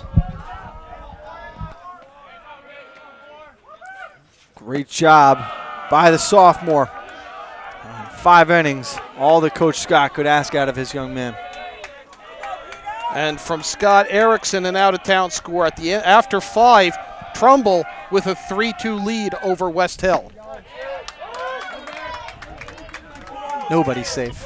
Upset alert, my friend. I told you there's going to be some upsets all across the board as we enter the playoff season. Well, we saw one yesterday in girls lax as a line drive to the left side, and it's a base hit. And the second of the day for Popkin. Saw one yesterday in girls lacrosse, the number 6 seed Ridgefield Tigers taking down number 3 Greenwich in double overtime. And Norwalk has a 2-1 lead over Wilton. That in the middle of the 6th. An interesting tournament we have got on our hands. We'll give you both games on Monday, the final on Wednesday, all from Harbor Yard. Look out for the Tigers. Don't forget, 11 a.m. on Monday from Harbor Yard. It's Coffee Break with Kate Chaplensky. Gave Kate off today. Make sure she is well rested and ready for that special edition on Monday.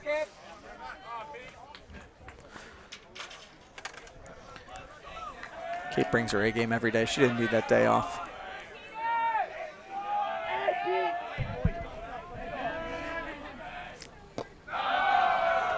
Ball down low in the dirt to Raybacks. He's 1 for 1 with a walk and a single.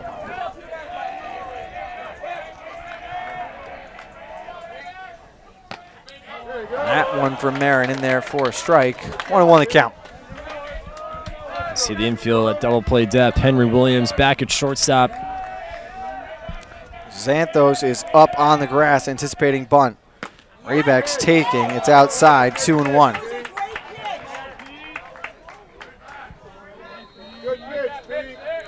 Boys lacrosse coming up tomorrow on what should be a cooler spring day around Fairfield County. Now showing bunt and going over to the right side. Marin trying to go to second. What a stretch from Williams.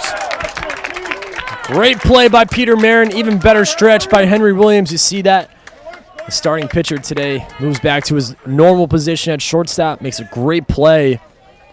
Good communication, too. You got Casey Brown barking at Peter Marin to fire to second base and get that force play. And just a great stretch, as you said, by Williams. He's got those long legs. His range is phenomenal out there. Well, that is the exact reason when sacrificing you cannot go down the first base line, Kevin. You're right, Frank. We've seen all game long, not in just this game, but all season long, some bunting miscues, and on a play like that with a runner on first, you got to bunt towards the third base if you can. If you're gonna push it towards right, the runner's got to be going like you see here. As this one is popped straight up, having to slam on the brakes and head back to first is Raybacks. Able to fight another day is Backus, as Xanthos just couldn't judge that one with the sun. You even saw Cord Fox having a tough time behind the plate trying to find that ball. Tough play there for the third baseman. Thought we were going to have another circus catch in foul territory. But again, back on that bunt, when you bunt it down the first baseline like that, it's an easy play for Marin off the mound to field and go to second. Whereas on the third baseline, he's got to completely turn his body, and he's more likely to go back to first for the single out.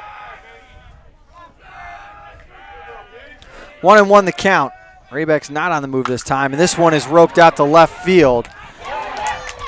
Walking his way in is Ehlers, and they're two away on the line out. Ethan Ehlers has quietly played really well this afternoon out in left field. I mean, that ball was hit on the line just right at Ethan Ehlers, so a nice hit, but an even better catch by the left fielder. Better catch, and they're not going to test his arm. You saw the way he threw it in to hold the runner. You're not going to run on him. So now it is Drew Rogers, a single and a strikeout, as they come back and check on Raybacks.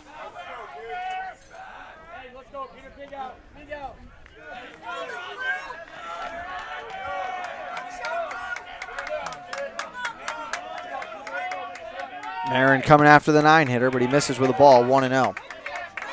The good news for Staples, come the 7th, they'll have the top of the order coming up to bat.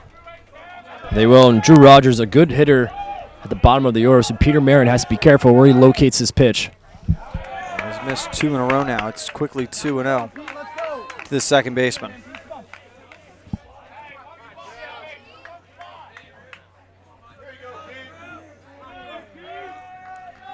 Marin checks over on Raybacks. That one in there for a strike, and not a single wrecker along the third baseline can believe that one. Coach McFarland very unhappy with that call. Looked to be a little low, but looks like that strike zone has been low all game long for this home plate umpire. Wave section trying to come to life. 2-1. Raybacks on the move. The throw down off the mark. Raybacks pops up. He's going to chest Jordan now. Jordan's going to fire to third. Not in time. And now with 2 outs, the runner on third. Staples looking very good. Great base running there by Popkin. Recognizes that ball goes out to the outfield. And a pretty good throw by the center fielder, Justin Jordan. Just a little behind the runner. And a big spot here. 3-1 to Raybacks. Excuse me, that is to Rogers. It's down low, missing.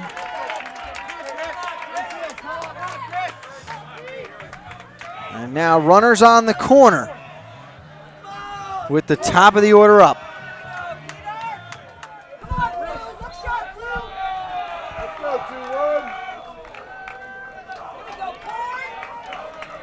Verbal with a strikeout, a walk, and a ground out. And Marin's going to step off again.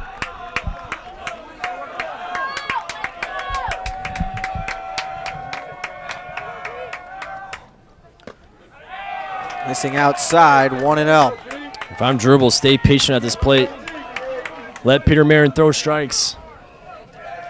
He's having a tough time finding that zone right now. Yep, make him come to you. Down low again, and it's quickly 2-0.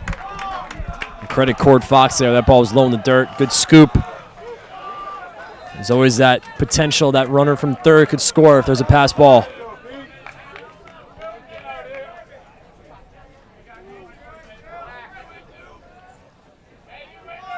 There you go, 2-1. Fox and Marin have talked it over. Marin ready to go. 2 out, 2 on, 2 out. Number 2 at the plate. That in there for a strike, 2-1 the count. And those little meetings like that can help a pitcher get comfortable back on the mound. That's a big strike for Peter Marin. Here is the 2-1. Cut on and grounded, foul on the third base side. Now Marin just 1 strike away from getting out of the jam. A 2-2 count. Let's see what Cord Fox calls here. Cord Fox has been calling a great game behind the plate today for the Blue Wave. Marin checking over at first. 2-2, fouled off. Back at us. And it went off speed on that pitch. And a good job by Dribble to stay alive. 2-2 again, runners on the move, breaking ball up high. They allow Very close pitch there, fellas. Off-speed pitch on that inside corner. Just missing inside. Credit Dribble, good eye. Chad Knight, the designated hitter, on deck. As this one fouled back, we'll do it again. Both pitcher and hitter locked in right now, 3-2. 2 outs. Ball out of the outfield could give Staples the lead here. Out of the infield, I'm sorry. Aaron's going to step off and reset. Farland thought there might have been a balk there. Not the case. 3-2 pitch. Fouled back again. Nice job by Dribble there. Fouling that one off again, just a little early on that swing. Goes straight back. He's right on it. This is such a great duel in this spot. And that is outside, ball 4. The Darien faithful wish to disagree, Frank. No protest from Coach Scott in the dugout, and now it is Chad Knight, the designated hitter, with the bases loaded. They trail by 1, bottom of the 6th, 2 down. He's 1 for 3 with a single and a run scored. When these teams met May 4th, Chad Knight homered to tie it. And Marin wants to talk it over with Fox. That last pitch, Peter Marin gave a little extra stare down to the on-plate umpire and had a little smile on his face, so he thought he had him. Big spot here in this game. As you see now, activity is starting to happen here in the Staples bullpen. He is in for his first inning of relief for Henry Williams. Is that a pitch in there for a strike? 0-1.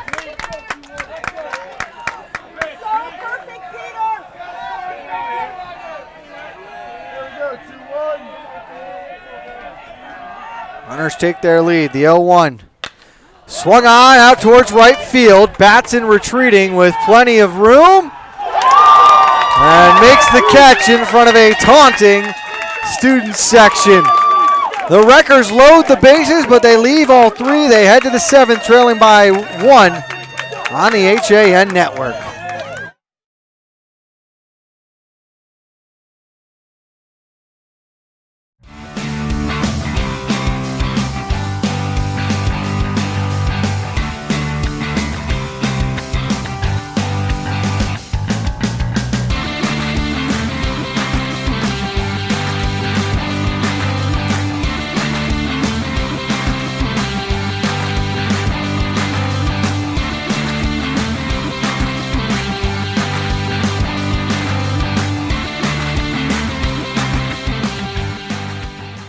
banking well is doing good. That's why, with the support of local community partners, Bankwell has launched the Bankwell Pet Adoption Project to boost awareness about the hundreds of animals in local shelters that need a home. And when you donate to the cause using the Bankwell self-service coin machines, we'll match your donation. For details, visit mybankwell.com/pleaseadoptme. Bank smart, bank local, bank well.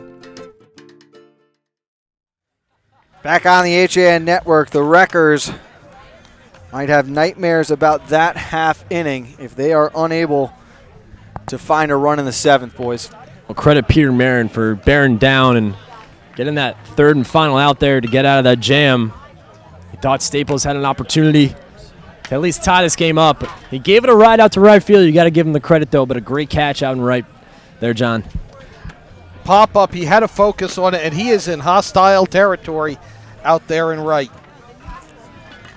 It'll be Vandegraff and then the top of the order for the Wrecker, for the Blue Wave. Hey, get loud. Get loud. Get out. Chad Knight probably wants to retire the first three batters so he doesn't have to face Casey Brown.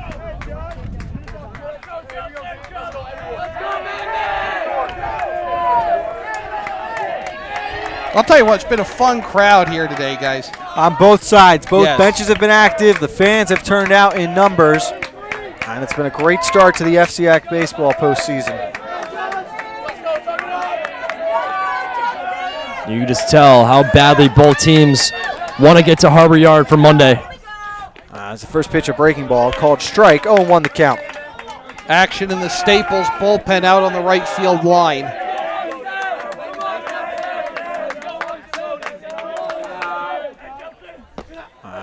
Check swing there. Did he go around?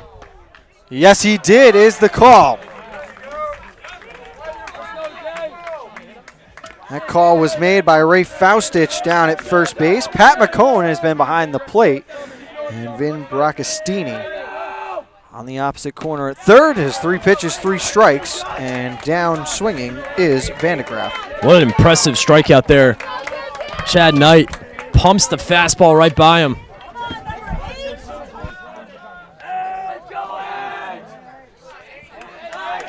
Here's Justin Jordan, the center fielder. 0 for 2 with a sac bunt. As he went around. This time it is called by McCone, and it is strike 1. Must have just extended that bat just past the plate, but you see Coach Scott on the third base side. He's arguing that he didn't check with the third base umpire. Wilton and Norwalk, Frank, now tied at 2 in the 7th. Of course, the Warriors jumped up to the 2 seed with their huge win in the protest game over Danbury. Down 1-0 as this one is popped up towards shallow right. Kasperius charging in, Rogers moving back, and over from center to make the play is Drbel. That was adventurous. And that's just miscommunication out there. You got to credit Drbel there. The last minute calling it off. He had a long way to run. That's a big second out here for Chad Knight. As it is Peter Marin coming up next. And Wilton, it was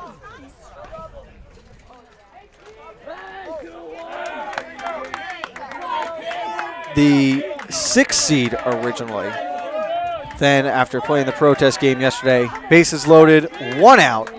Trailing 1-0 in the top of the 7th. They would score 3 runs to beat Danbury 3-1, jumped all the way up to number 2. You just got to wonder if you're Danbury, how you mentally get into that. You've won the game, your seed is set.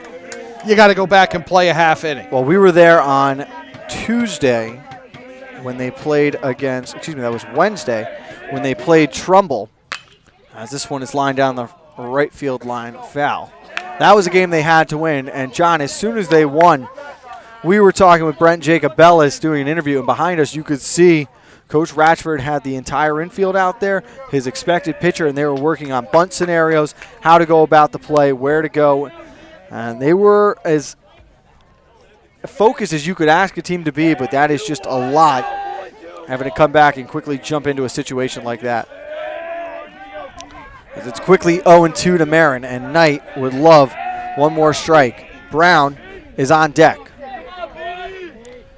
A 1-run lead for the Blue Wave, and Marin stays off the high stuff, 1-2.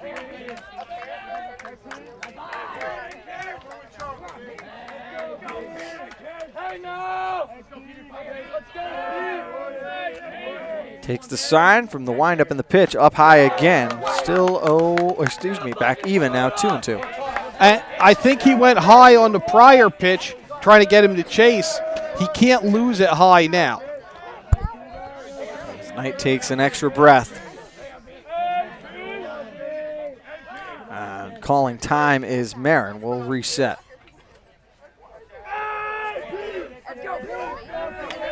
The winner of this game will face the winner of that Wilton-Norwalk game.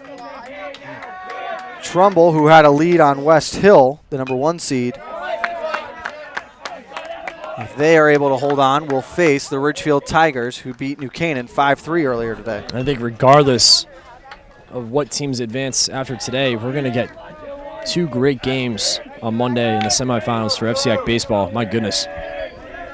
2-2, 2 outs. Peter Marin at the dish.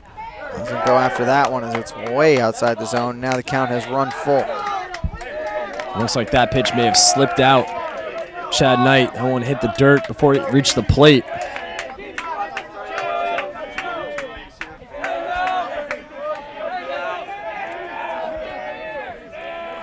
Knight takes the sign, is set, and the payoff pitch on the way. Flied out to left center field. This one back towards the wall, dribble at the fence, and he makes the catch with about 2 feet to spare. Knight does his job, retiring the side, 1-2-3. The Wreckers need 1 if they're going to Harbor Yard. Bottom of the 7th coming up after this.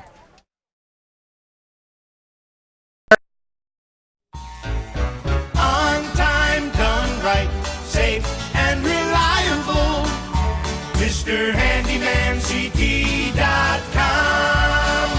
Let our satisfied customers tell it. I have called Mr. Handyman for every reason, every occasion, every broken item, every leak. They have bailed me out on many occasions, and I would recommend them to anyone. For any project, large or small. MrHandymanCT.com.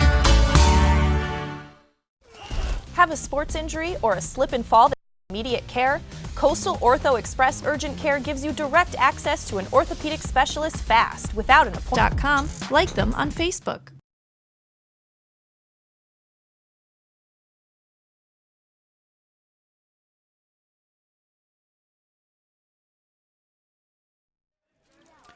Back on the HAN network. A couple of defensive substitutions for the Blue Wave. Vandegraff over to third, John, and they brought Conti back into play second. Well, he's your starting second baseman for a reason. If you can put him back in the game, you may as well. Marin will stay on the mound. He will get 3, 4, 5. Kasparius, Stone, and Fanning. One of these Wreckers is going to have to cross the plate if their season continues. First pitch of ball, 1-0 the count. You could not ask for a better match. 3, 4, 5. The drama here is fantastic. That one inside now, 2-0. Kasparius did homer in his first at-bat back in the first. Since then, he has singled and walked. 2 RBIs on the day. Nice pitch by Peter Marin there. Kasparius disagreeing, though. Didn't like the call. 2-1 the count.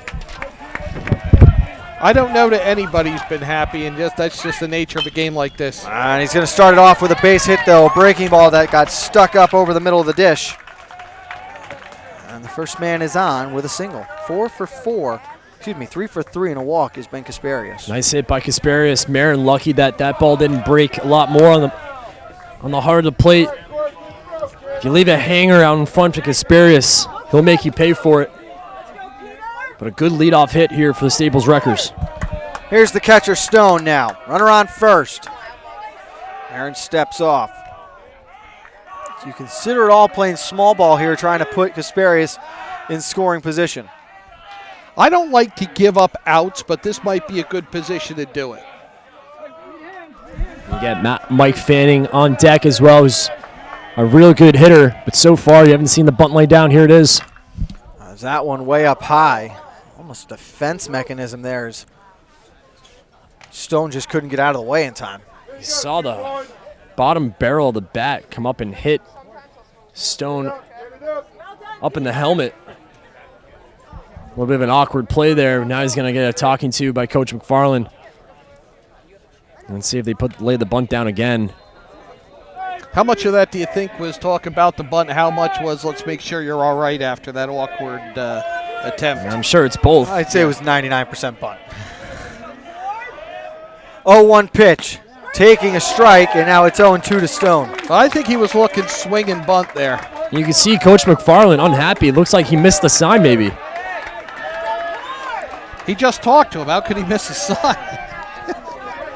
Sparius on first. Marin ahead 0-2 the pitch. Up high, 1-2. Well, John, you saw Coach McFarland be frustrated after he took the pitch. So I'm just he definitely saying. missed the sign. Oh, so. absolutely. I'm just saying that's a tough one to explain. Especially, you're right, after they just spoke to each other, yeah. This one is fouled back, still 1-2. And you think he missed the sign, or Coach McFarland's a little upset that he chose to take that pitch if the bunt was on. That might be it, too. It was down in the zone. Now he can't lay down the bunt with 2 strikes. Marin to the plate. Fouled again. Stone continuing to battle. He got around on that off-speed pitch.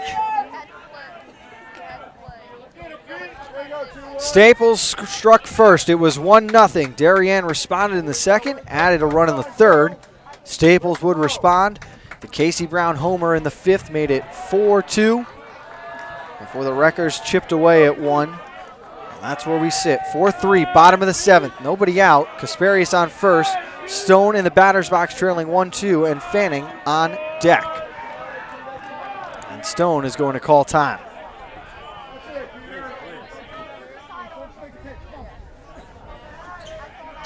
As it is a full cat and mouse game now. This time he's ready. A 1-2 from Marin. Poked out towards center field. Jordan moving to his right. Calls for it. Makes the catch, and there's one away. Justin Jordan has great range out there in center field. That's a big first out here for the Darien Blue Wave. Brings up captain Mike Fanning, the first baseman who is 0 for 3 today. 2 groundouts and a fly out to right. All that would be forgotten, though, with just one swing of the bat.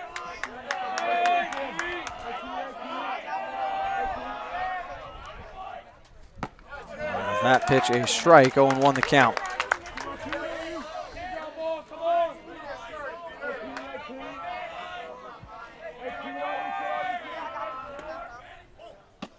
Breaking ball in there, and now 0-2 to Fanning. Fanning did not like that call.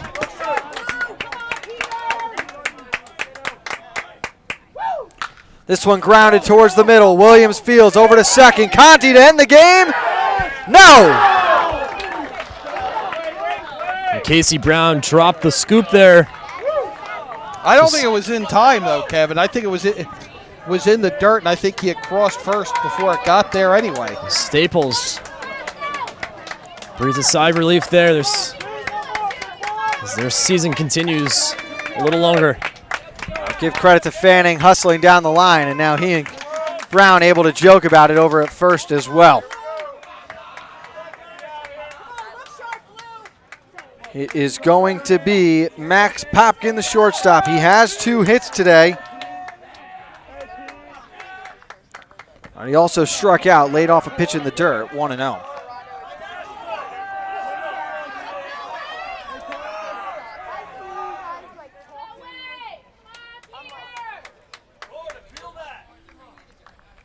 And we're going to get a pinch runner here from Mike Fanning.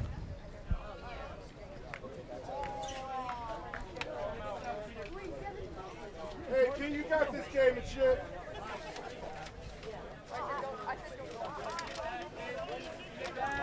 Boys lacrosse.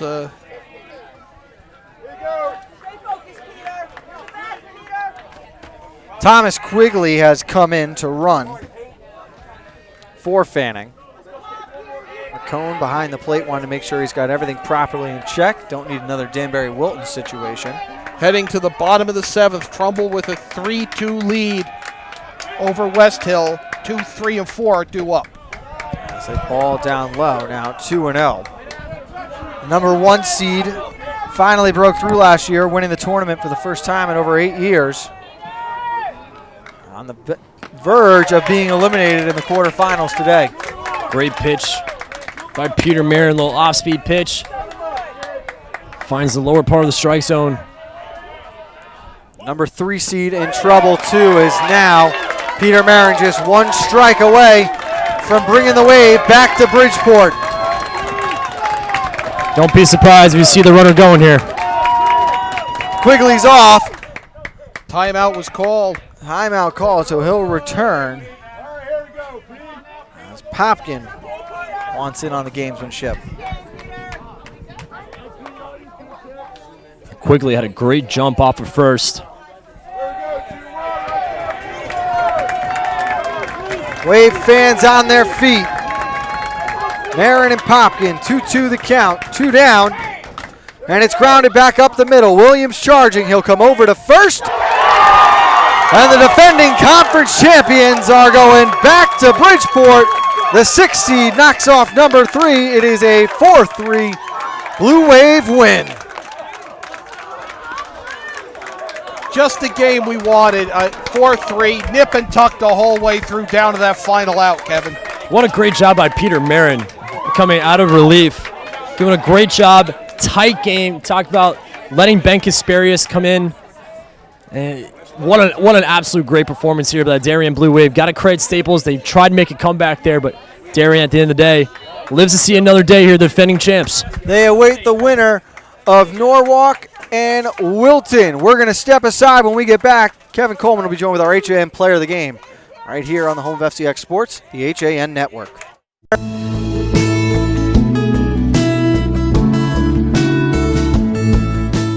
At the Milford Bank, we offer an extensive selection of lending products and services to meet virtually any need. Submit your application online in our Mortgage Web Center.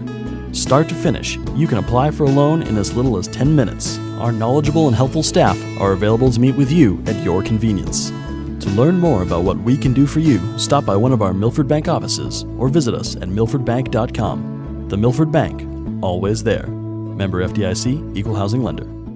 Spring has sprung at Walter Stewart's Market, and we're celebrating the new season with fresh takes on spring. From the finest produce around to guaranteed fresh seafood delivered daily by the best local supplier.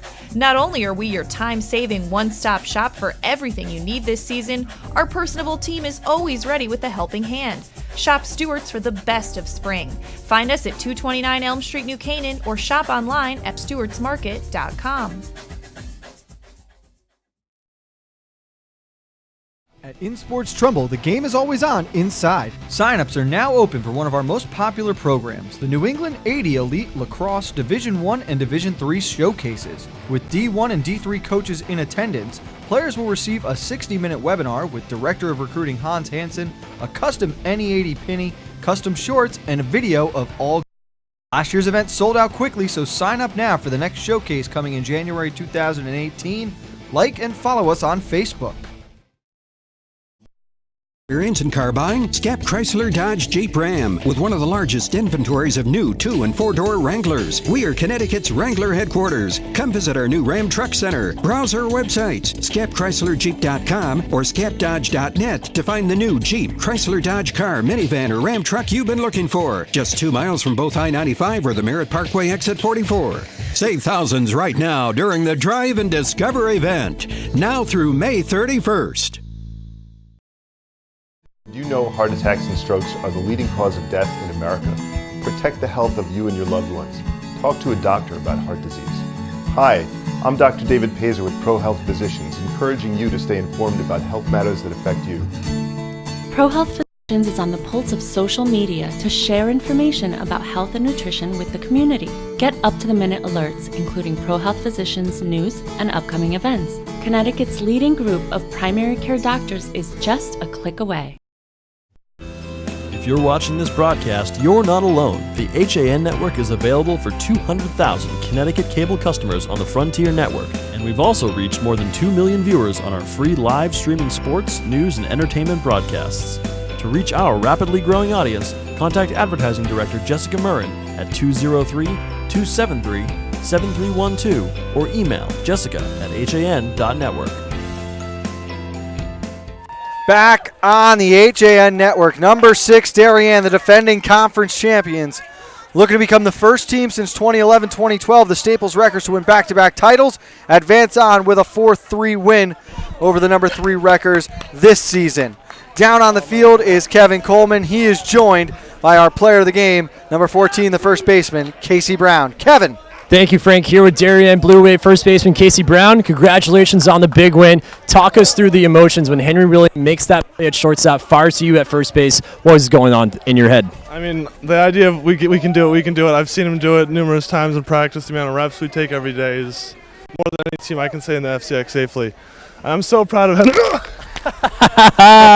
We're getting soaked down here. I'm so proud of the sophomore stepping up big. He's been a huge part of our season. He pitched a gem today, and he played phenomenal at shortstop. Now you hit that big 2-run home run. Walk us through that at bat. What'd you see on that pitch? I mean, Ben and I, we've been going back and forth. He's a great pitcher, obviously. He's one of the best in the state. He did a great job today, and he made a quick mistake, and I just capitalized. Now, what was the message to your team before the game started, coming on the road here to Staples? If we can beat Ben, we can beat anybody.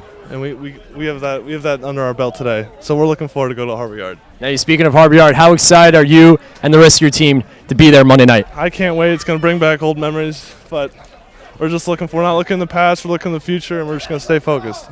Casey Brown, best of luck, man. Congratulations. Thank you. Frank, back to you. Thank you, Kevin. Thank you, Casey. And I know they're not looking in the past, but maybe we should look in the past to get to the future, John. Trumbull just knocked off West Hill. The Eagles onto Harbor Yard. They might have a little revenge and vengeance on their mind from last season. I don't think the seeds mean a thing this year, and I think that's manifesting itself today in the results that we're seeing. Only one higher seed has advanced today. That was the Richfield Tigers. West Hill down, Staples down, Norwalk and Wilton, the 2 seed there, they're heading to the 9th inning, John. Tied at 2. Maybe we can get over there and get the end of it. That might have to be the plan. Let's start packing up, see if we can book it out of here and get there in time. Final score, Darien 4, Staples 3. The Blue Wave going back to Bridgeport. For Kevin Coleman, John Kovac, I'm Frank Granito. We thank you for tuning into the HAN Network's coverage of the FCIAC postseason. We're back Monday with you for more baseball. But tomorrow, boys lacrosse, 4 o'clock from New Canaan. They host the Warriors of Wilton, only on the HAN Network.